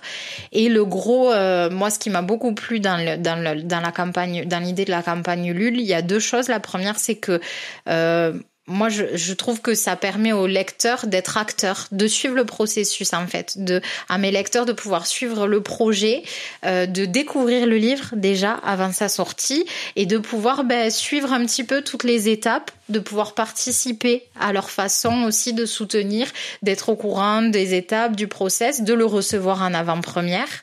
De pouvoir l'avoir aussi dédicacé, voilà, de le recevoir un peu avant. Et d'y gagner un petit peu aussi des trucs sympas. Donc déjà voilà, le deuxième point pour moi, la richesse de cette campagne, c'est l'idée de proposer aussi un livre. Il y aura un format qui sera exclusif. Donc du coup, Boolingo en version papier, il aura plusieurs formats, et il y en a deux qui sont propres à la campagne Ulule. Donc il y a le brochet avec jaspage. Et le relié collector, du coup, qui lui, vraiment, le relié collector, il est exclusif à la campagne. Il n'y a que les personnes qui participeront à la campagne qui pourront en bénéficier. Le brochet avec jaspage, ça sera sur les librairies et les salons en fonction du stock que j'aurai, mais c'est pas celui qui sera le plus diffusé une fois qu'il y aura la sortie. Et l'idée, c'est vraiment, du coup, que les personnes qui participent à la campagne puissent bénéficier d'un bel objet libre. Voilà, d'avoir cet objet, voilà, qui est un joli livre fini. Donc il y a le brochet avec jaspage. Il y aura aussi des finitions surprises en fonction des paliers qui seront débloqués, des petites surprises qu'on rajoutera. Et pareil sur le relié collector, si on arrive à dépasser les paliers, il y aura aussi un jaspage sur le relié collector et d'autres petites surprises. Donc voilà, je voulais que les gens qui contribuaient à ce préfinancement, ils aient aussi des petits, voilà, ils y gagnent un petit peu en finition sur le livre. à l'intérieur, à l'extérieur du livre, et aussi des petites surprises. Voilà, il y a des petits goodies, on prépare des petites choses. Vous verrez, il y a une box été. Bon là, du coup, j'imagine que si vous écoutez le podcast, peut-être que la campagne a démarré. Donc vous verrez on a une box été avec des petites surprises à l'intérieur, avec des petits goodies qu'on peut amener à la plage, un petit sac, des accessoires. Bon voilà, il y a des trucs très sympas. Pour prendre Bolingo en vacances. L'idée c'est ça parce que du coup donc il sera disponible au début de l'été, donc on pourra partir en vacances avec des petits goodies bien sympas, des petites surprises tout au long de la campagne, et l'idée c'est de pouvoir faire profiter de ça aux lecteurs aussi. Ça, c'est génial. Bah écoutez, si vous voulez participer à la campagne Ulule, je mettrai tous les liens dans la description. Voilà. Ok, bah écoute, franchement, ça donne super envie. J'aime bien parce que on a des thématiques qui sont super fortes, mais en même temps, on a une DA qui est hyper estivale, un peu vacances et tout. C'est sympa. J'aime bien le contraste. C'est l'idée. C'est vraiment l'idée on passe vraiment, voilà, on a une lecture qui est estivale, qui est dans quelque chose de dynamique, de punchy, de revitalisant, voilà, qui dynamise un petit peu avec de l'espoir, avec de la lumière, voilà. Et c'est l'idée aussi, c'est qu'il y a ces thématiques qui sont douloureuses. Il y a des moments, je préviens, quand même, il faudra préparer les mouchoirs. Il y a des moments où je risque de recevoir des petits messages: Amandine, je te déteste, tu pouvais pas faire ça, c'est pas possible, arrête de me faire pleurer. C'est ce que j'ai reçu de mes bêta-lectrices. Donc, ça va être chaud par moment, en émotion.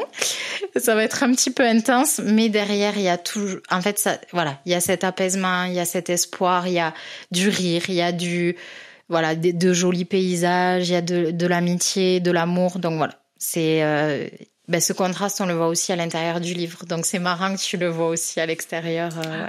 Trop bien. En vrai, ça me donne beaucoup envie. Est-ce que du coup, tu as mis des trigger warnings au début de ton roman ? Oui, alors c'est prévu. Donc il y a les violences intrafamiliales qui seront un peu même violences psychologiques, violences physiques, la maladie, le cancer. Et on évoque aussi, il y a quelques passages où le racisme est évoqué. Parce que du coup, c'est vrai que j'ai pas donné cette info hyper clé, hyper importante, c'est que Trésor est d'origine congolaise, sa mère Thérèse est congolaise. Alors ils vivent en France depuis quasiment 30 ans, mais Trésor est né en France, mais donc il est métis, et voilà. Et moi je voulais représenter aussi cette communauté, c'était très très très important pour moi. C'est aussi pour ça que j'ai fait appel à des lectrices sensibles concernées pour être au plus juste. Ouais, j'ai fait appel à des lectrices sensibles pour être au plus juste dans ma représentation. Je voulais mettre en lumière cette communauté, mais je voulais surtout pas la mettre à mal. Et pour moi, il fallait vraiment avoir des personnes concernées, sensibilisées, qui pourraient me dire des fois, voilà, on se rend pas compte parce qu'on n'est pas concerné. On peut véhiculer certaines représentations, certains clichés. Donc je voulais être au plus juste et aussi faire mes choix en connaissance de cause. Voilà. Tu me disais que du coup, il y avait des lieux. Les lieux que tu as choisis, c'est des lieux existants. Donc, est-ce que c'est des lieux que tu connais personnellement, où tu as déjà été ? Oui. Alors, du coup, moi, c'est vrai que ça a été les lieux. Ça a été aussi une des raisons pour lesquelles je voulais écrire. Et comme je te disais, tu sais, moi, dans ce qui est né en premier, il y a l'histoire de mes personnages, il y a les thématiques, les enjeux, et il y a les lieux. Parce que pour moi, ça, c'est... En fait, ce que j'adore quand je lis, c'est découvrir de nouveaux paysages, découvrir de nouveaux lieux, voyager. Vraiment, c'est ce qui m'anime quand je lis, quoi. Donc, pour moi, une lecture réussie, c'est une lecture aussi où j'ai pu m'imprégner des lieux, des paysages, voilà, me sentir dans ces endroits-là. Et je trouvais qu'en romance contempo, ça se déroulait pas souvent en France. Je manquais de romans qui se déroule en France, vraiment, de contempo qui se déroule en France. On a beaucoup les États-Unis, l'Angleterre.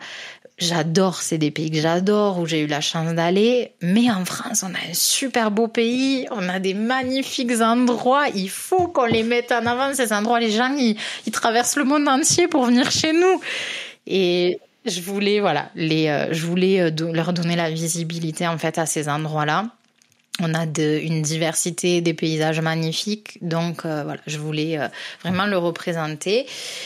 J'ai choisi les PO parce que c'est moi un endroit où j'adore aller, où je vais souvent.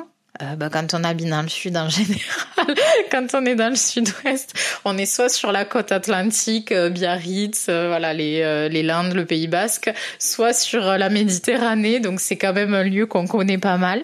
Moi j'adore aller à Collioure, à Saint-Cyprien, voilà sur la côte Vermeille, en bord de Méditerranée, vraiment j'adore ça. Donc je voulais rendre hommage à ce lieu-là.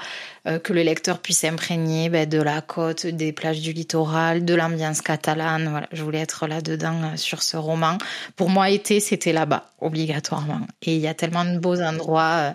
Donc c'est pour ça aussi que j'ai mis beaucoup d'énergie dans le fait de décrire au plus juste ces paysages parce que je voulais vraiment les mettre en lumière aussi. Je comprends mieux là, avec tout ce que tu me dis, ton attachement avec tout le bleu du ciel. Parce que du coup, c'est vraiment la France, quoi. Ouais. Le paysage français. T'as dû tellement adorer ce livre, j'imagine. Personnellement, j'ai un peu moins aimé que tout le monde. J'ai trouvé un peu long. Mais je comprends qu'on aime ce livre, vraiment. Il est long. Beau. C'est vrai qu'il est long. C'est vrai qu'il y a de la longueur. C'est la plume de Melissa d'Acosta aussi, où elle écrit des longs romans, où elle va très en profondeur. Mais voilà, moi, c'est vrai que c'est cette beauté de l'histoire, de l'émotion et des paysages, bien sûr. En plus, elle est beaucoup dans les Pyrénées. C'est un peu chez moi. Elle assume un peu aussi sur ça. Je comprends. Est-ce qu'il y a une scène qui t'a particulièrement marqué quand tu l'as écrite et est-ce que cette scène, elle te touche encore aujourd'hui quand tu la lis? Oui. Est-ce que tu veux nous donner un petit indice, si tu veux pas nous dire la scène, pour qu'on sache quand on va lire? Oui, alors... il y a beaucoup de scènes qui m'ont touchée particulièrement. Il y en a. Alors en fait, il y a quelques scènes. Il y a deux types de scènes qui m'ont vraiment marqué. Il y a les scènes flashback. Il y a deux chapitres où on a un flashback sur l'histoire de Trésor, un flashback sur l'histoire d'Elena, qui vient éclairer, nous permettre de comprendre plein de choses, qui sont très durs, très émouvants. Et qui ont forcément été très émouvants à écrire pour moi. Donc ça, déjà, ces deux passages-là, ils ont été... quand je les ai écrits, j'ai été très touchée. Et quand je les relis, je suis encore très touchée. Et les personnes qui ont eu l'occasion de lire le livre, pour l'instant, ont eu le même ressenti, voilà, très, très ému. Et après, il y a une scène en particulier... Mais là, si je dis quoi que ce soit, je spoil trop. Ce que je peux dire, à la rigueur, c'est le chapitre 30. Voilà. Comme ça, quand les gens auront lu, ils sauront au chapitre 30. Cette scène, j'ai eu beaucoup de mal à l'écrire. Je l'ai écrite à la fin. Cette scène, je l'ai en tête depuis le début. C'est chapitre 29 et chapitre 30 à peu près, voilà. C'est une scène que j'ai en tête depuis le début. Voilà, sur laquelle je savais que j'allais partir dès le début, que je voyais dès le début et que j'ai écrite en dernier. Alors que j'écris tout en chronologique. Je suis incapable de pas suivre la chronologie des chapitres. Celle-là, j'ai pas pu l'écrire. T'as repoussé au maximum le moment, quoi. Ouais, et je l'ai écrite à la fin. Et là, en relisant mes dernières corrections, je pleure très rarement quand je lis. Et là, ça a été dur. Ça a été très dur de la relire. Donc tu as beaucoup pleuré en écrivant et en relisant. Ouais, sur cette scène-là, alors je pleure pas beaucoup, mais ça c'est venu quand même énormément me toucher. Ça me fait vraiment aussi. J'adore pleurer. Voilà. Et si jamais ça, peut-être que ça touchera pas, mais si jamais ça touche et si ça touche aussi les lecteurs, ne m'en voulez pas trop. Mais je trouve que si on en arrive à pleurer en lisant, c'est que le livre il est réussi, quoi. Parce que t'as réussi à retranscrire les émotions et ça qui. C'est ça. Moi, les commentaires qui m'ont fait le plus de bien sur mes bêta lectures, c'est les je pleure. arrête de me faire pleurer, mais en fait, c'est génial que tu pleures. C'est ce qu'on recherche, c'est que tu es attaché aux personnages, c'est que tu ressens leurs émotions. Est-ce qu'il y a un moment où tes personnages, ils ont fait ce qu'ils voulaient et du coup, toi, tu t'es adapté à eux? Je pense qu'un peu à chaque fois, en fait. Parce que tu vois, comme je te disais, je prépare mes sessions. Enfin, j'ai mon plan, j'ai mon chapitrage, j'ai la ligne conductrice de mon histoire. Mais des fois, je me fais embarquer.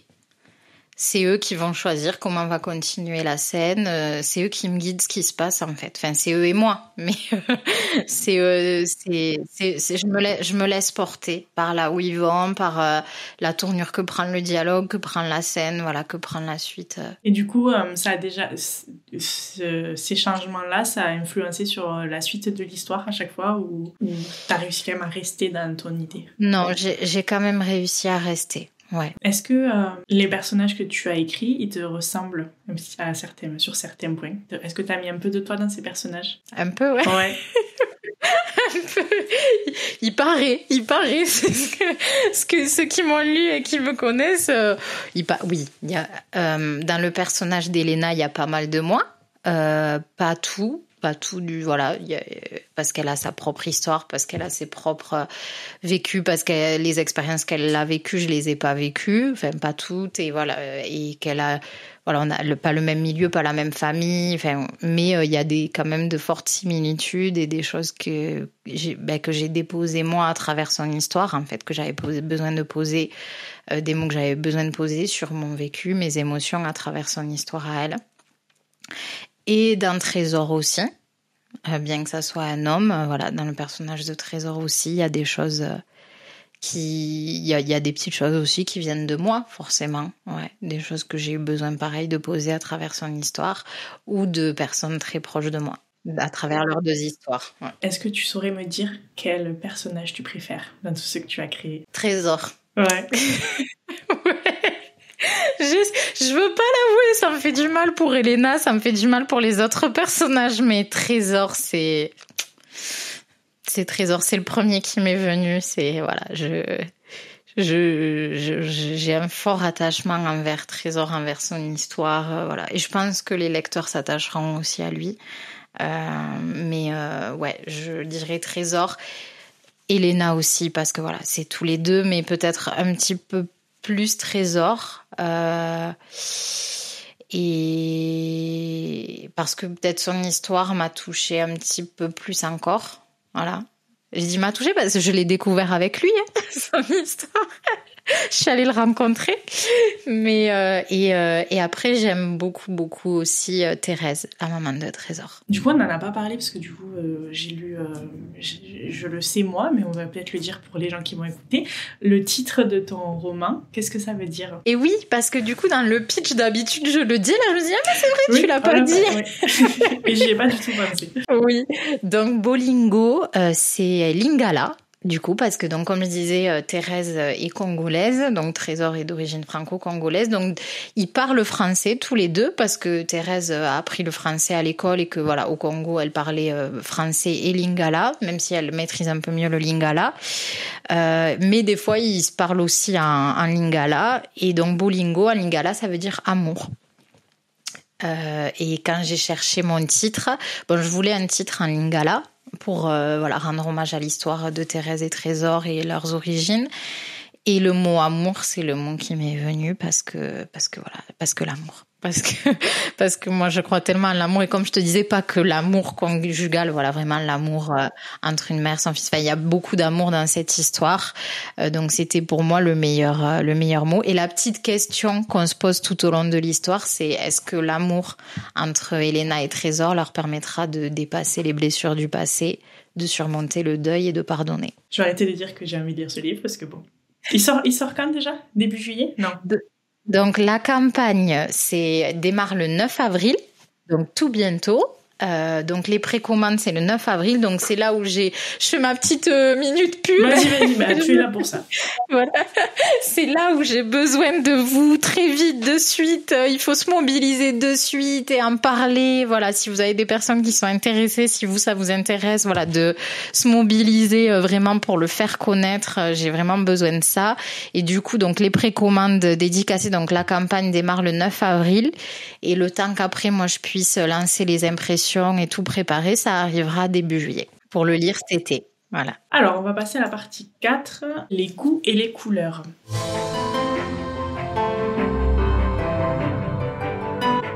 Alors, pour toi, un bon chapitre doit comporter combien de mots ? Alors, c'est très marrant parce que pendant mon premier jet, vu que tu vois, tu te lances, tu te fixes toujours des choses un peu pour te borner parce que tu sais pas, t'es un peu perdu, t'as pas trop confiance.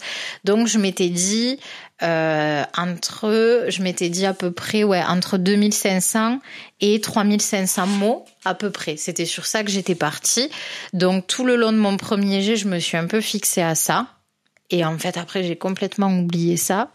Et alors, la majeure partie, je tourne quand même sur une moyenne. En fait, j'avais commencé à 2500 et finalement, non, très vite, c'était pas assez. Donc, je suis sur des chapitres à peu près à 3500 mots.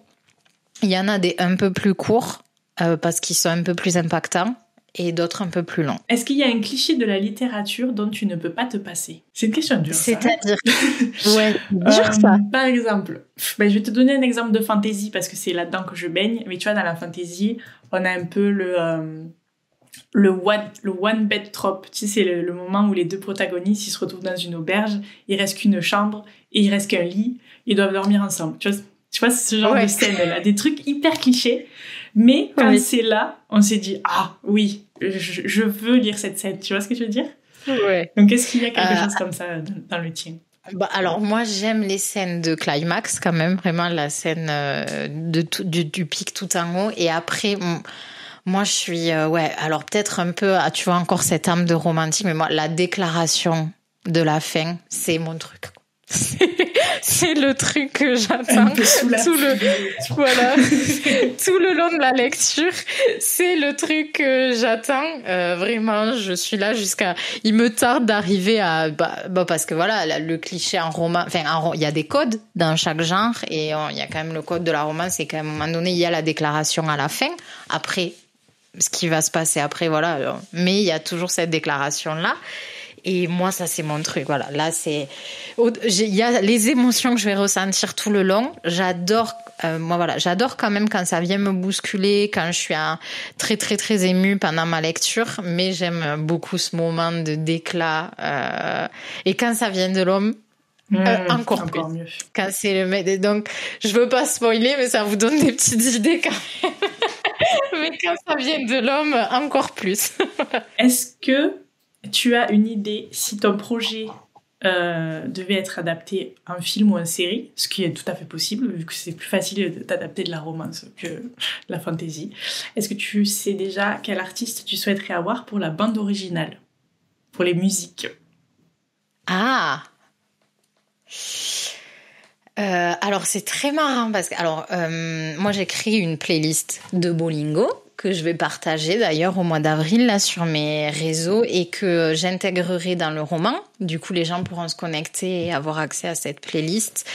C'est des chansons qui m'ont porté pendant l'écriture et c'est des chansons qui apparaissent aussi tout au long de l'écriture parce qu'on est sur du contempo, donc il y a pas mal de musique aussi qui guide les personnages. Donc c'est pour moi, il y aura cette playlist là. Il y a la musique que Trésor et Elena écoutent. Moi, j'aime beaucoup les chansons à texte, donc forcément, ils en écoutent aussi. Une des chanteuses qui me touche beaucoup en ce moment dans ses textes, dans ses chansons, c'est Elena, qui est sortie de la Star Academy, qui écrit merveilleusement bien et qui fait passer des messages que je trouve super pour les femmes, pour tout le monde d'ailleurs, mais donc à des moments donnés d'ailleurs il y a certains je cite aussi certaines de ces chansons parce que ça a du sens dans l'histoire. Mais l'autre jour, Judy, mon éditrice, m'a envoyé un message. Elle m'a dit « Je viens d'écouter la musique Histoire d'amour de Gaël Faye. » Et elle m'a dit « Mais en fait, c'est la BO de ton livre. Oh. » Et alors, à un moment donné, le chanteur, enfin, il y a deux chanteurs du coup. Il y a Gaël et puis il y a un autre chanteur qui chante en lingala. Et il dit « Bolingo ». Et vraiment, je l'ai écouté. J'ai répondu à Judy, mais oui, mais il faut absolument que je la mette dans la playlist et elle va nous faire, enfin, on va me faire la com et tout ça, mais elle est parfaitement alignée avec Bolingo. Mais parfaitement. Ouais, elle est vraiment, et là, je n'arrête pas de l'écouter, je suis un coup de cœur, je me dis, mais c'est Trésor et Elena, quoi. J'adore. Donc, ce serait la BO du film. Voilà, il n'y a pas le choix maintenant. Voilà. Et du coup, j'y ai pensé parce que quand je l'écoutais, je me disais, ah ouais, je verrais bien un BO du film. Bah écoute, je te souhaite que ton livre soit adapté un jour. Voilà, on va tout faire pour. Voilà, la communauté là qui m'écoute, la petite communauté, faites quelque chose. Est-ce que tu as un auteur ou une autrice préférée ? Oui, alors j'ai beaucoup de mal avec le préféré. Je n'arrive jamais à choisir. Je n'ai pas de préféré d'ailleurs. Enfin, quand on me demande ta couleur préférée, ton préféré, c'est très compliqué pour moi de répondre. Je n'ai pas de préféré. J'ai toujours du mal à choisir. Mais peut-être dans les top listes, je mettrais sur la littérature contempo. Donc je lis beaucoup Virginie Grimaldi, Mélissa d'Acosta, Marie Vareille. Julien Sandrel aussi, et en romance contempo, Morgane Moncomble. C'est vrai que j'ai toujours des coups de cœur quoi, quand je lis ces romans, j'aime beaucoup. Est-ce qu'il y a un univers que tu aurais aimé inventer, ou sinon, pour recentrer un peu, un personnage que tu aurais aimé inventer? Quand tu l'as lu, tu t'es dit « Oh, j'aurais aimé avoir l'idée ». C'est pas facile non plus comme question. Non, parce que je l'aurais jamais écrit de la même manière que l'auteur. C'est la réponse qui revient souvent. Voilà, celui que j'aurais aimé inventer, c'est le mien, quoi. Que j'ai inventé. Et tu l'as inventé. Ouais, c'est parfait. La boucle est bouclée. Et tu dis que tu as commencé ton deuxième projet, là. Donc, c'est de la romance aussi ? Oui, c'est de la romance contempo. Alors, en fait, j'ai deux projets, enfin, j'ai plein de projets en tête, comme on en a tous. Voilà, un jour, j'aimerais écrire aussi une romance historique parce que, voilà, je suis passionnée aussi, enfin, voilà, et notamment la Deuxième Guerre mondiale, tout ça, ou la ségrégation raciale, enfin, il y a plein de thèmes, voilà, qui m'animent énormément en historique. Donc, un jour, mais pas tout de suite, j'ai besoin d'abord de m'acclimater avec l'écriture et puis voilà, là, je peux pas me lancer là-dedans tout de suite pour l'instant. Mais mon idée, depuis un moment, depuis le début de l'écriture de Bolingo, c'est d'écrire des tomes compagnons. Donc des tomes compagnons, donc les personnages secondaires de Bolingo deviennent des personnages principaux des futurs romans. Donc j'en ai deux, un tome 2, un tome 3. La grosse question, c'est dans quel sens ? Là, je suis perdue sur dans quel sens, mais j'ai déjà les histoires. J'ai déjà, je sais qui vont être ces personnages principaux, je sais quelles vont être leurs histoires, quelle thématique je vais aller aborder, parce que c'est toujours ça, hein, c'est quel message je vais aller transmettre, quelle thématique je vais aller aborder, mais je ne sais pas dans quel sens. Voilà. Il y a un sens qui est prévu depuis le départ. Sur le deuxième et le troisième, et je suis en train de tout rechambouler parce qu'en fait j'ai envie d'écrire le troisième, mais ça va plus du tout dans le sens qu'on avait prévu, dans le sens parce qu'on anticipe aussi du coup les sorties, voilà, le rythme de sortie, le moment où on le sort, et ça rentre plus du tout dans ce qui était prévu, mais ce troisième, je veux tellement l'écrire. Mais voilà, du coup je sais que je l'écrirai à un moment donné, et donc on est sur des tomes compagnons du coup. Et le deuxième, si on reste dans ce sens-là, toujours se déroulera en hiver dans les Pyrénées. Ok, on change de registre. Très bien. On va passer à la partie 5.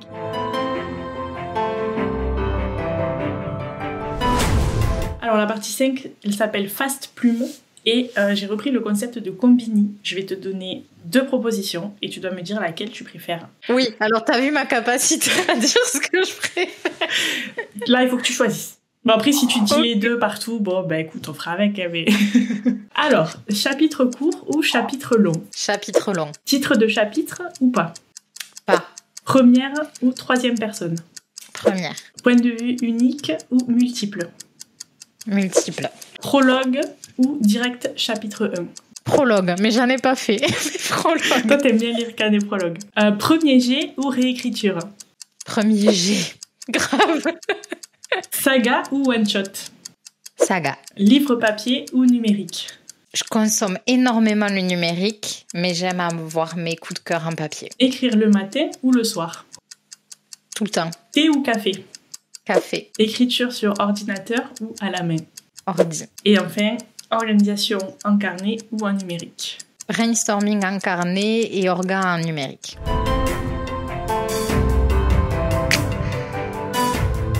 Pour la prochaine question, la prochaine partie, il n'y a que 3 questions. Si tu pouvais te téléporter dans un livre, ça serait... Oh, c'est trop dur. T'as le droit de dire le tien, parce que moi, toutes les réponses, c'était le mien. Ah ben le mien, carrément. Carrément, oui. Alors, juste, je peux partager une anecdote. Bien sûr. Je la dévoile là, c'est tout frais. À midi, je suis allée... je raconte ma vie, mais à midi, je suis allée m'acheter des sushis. Et là, un mec en train de commander devant moi. Et là, je me dis, oh, c'est Trésor, le sosie. J'avais vraiment Trésor en face de moi, mais physiquement, vraiment, le style vestimentaire, la coupe de cheveux, la couleur de peau, tout, j'avais Trésor. J'ai envoyé un message à ma sœur, je lui ai dit, j'ai Trésor à côté de moi, je veux le suivre. J'ai failli aller le voir, lui dire, je peux pas vous prendre en photo, s'il vous plaît. C'était ouf. Ça m'est déjà arrivé de voir un gars dans le métro qui ressemble à mon protagoniste. Et j'étais en mode... Je me suis dit, mais il existe. Et tu sais, je voulais pas trop le regarder en mode, faut pas que je passe pour une folle. Tu regardes discrètement. Moi, je faisais que le regarder et la femme derrière, elle me disait, mademoiselle. J'adore, super anecdote. Est-ce que si tu devais être publié dans une seule maison d'édition, tu as une idée de laquelle ça serait? Alors, c'est marrant parce que c'est pas forcément un romance contempo, mais moi, j'aime beaucoup Charleston pour la littérature contempo, les femmes, voilà. Et enfin, si tu pouvais, je pense que j'ai déjà la réponse, si tu pouvais rencontrer un personnage de tes romans, ça serait lequel? Je l'ai déjà rencontré à midi, au sushi. Mais tous! Non, là, par contre, c'est trop dur. Tous. J'aimerais trop, là, bosser avec eux cet été. Très bien, non mais t'as le droit.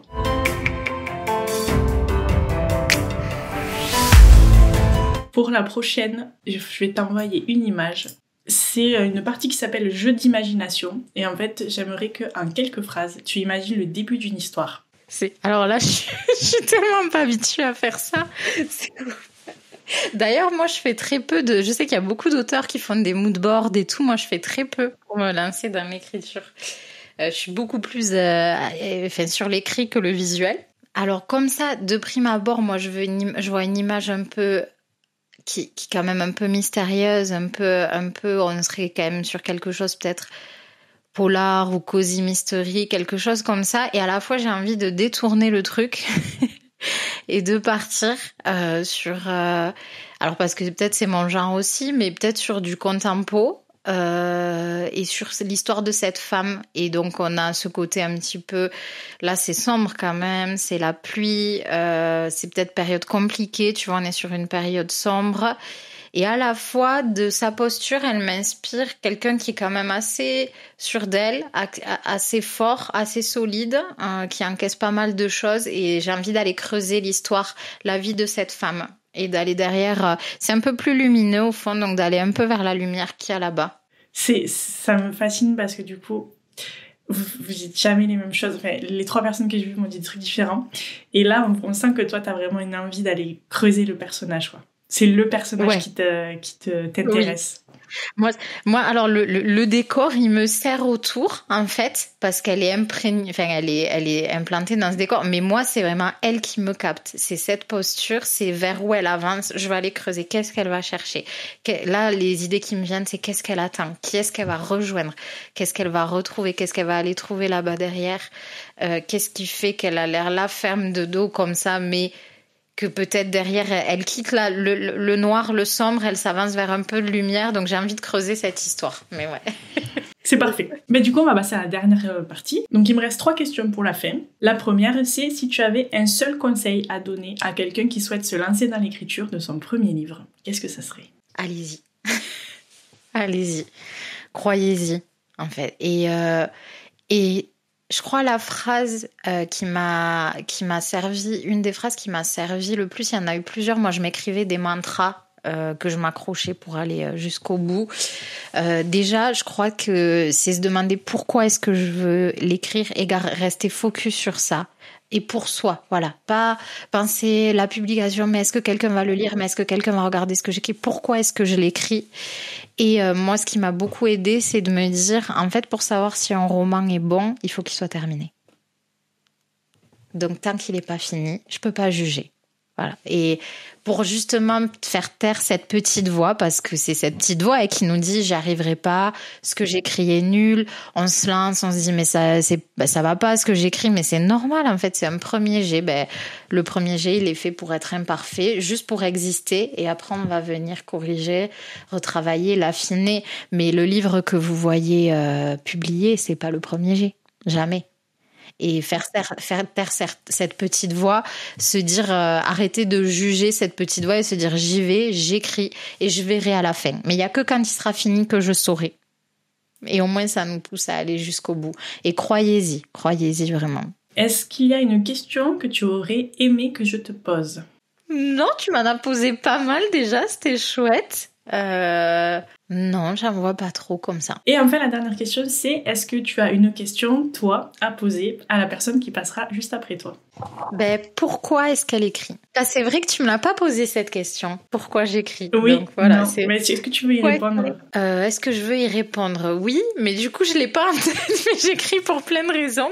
J'ai ma petite liste que je relis. Dès que j'ai des coups de mou, je relis ça. Je relis ça, pourquoi j'écris. Pour moi déjà, pour venir poser des mots, apaiser certaines choses aussi. Voilà, pour moi avant tout et puis pour me détendre en fait.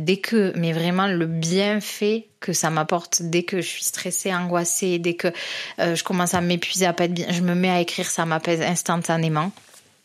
Et ensuite, pour transmettre, voilà, ces messages-là, tout ce que j'ai véhiculé depuis 2 heures, tout ce que je véhicule dans mes romans, ce que je véhicule aussi sur mes réseaux, c'est ce pourquoi je suis engagée, ce pourquoi je me bats pour l'amour de soi, pour le respect de l'autre, quelle que soit son origine, ses choix, sa façon d'être, voilà, pour l'amour, vraiment, le respect, la bienveillance, voilà, les conditions des femmes, des enfants, la maladie physique, la maladie mentale, voilà, pour transmettre, pour parler de ces sujets-là, c'est précieux pour moi, pour donner de l'espoir, pour apaiser, pour faire ressentir au lecteur des émotions intenses, voilà, des montagnes russes d'émotions, et pour leur permettre d'avoir ce petit moment de bien-être. Et aussi, mon petit challenge, mon petit objectif, ce que j'aimerais bien, c'est redonner le goût de la lecture, voire donner le goût de la lecture aux jeunes. Voilà. Moi, je trouve ça dommage que les jeunes lisent moins. Et je me dis que peut-être avec une histoire l'été sympa, on se dit bon, ça va être léger. En fait, on transmet plein de messages. Voilà, je me dis peut-être que ça leur fera du bien et que ça leur redonnera envie de lire et de voir que c'est trop bien de lire. C'est vrai. Lisez, c'est trop important. Ok, écoute, c'était le mot de la fin du coup. Écoute, je te remercie beaucoup d'être venu sur ce podcast. N'oubliez pas, pour ceux qui nous écoutent, que tout sera dans la description. Allez participer à cette super campagne Ulule qui démarre le 9 avril. Merci. Merci à toi. Merci d'avoir écouté cet épisode. N'hésitez pas à vous abonner pour ne rien louper. Rendez-vous sur mes réseaux sociaux pour me suivre et suivre l'actualité du podcast. Et n'hésitez pas à le noter 5 étoiles s'il vous a plu. À très bientôt.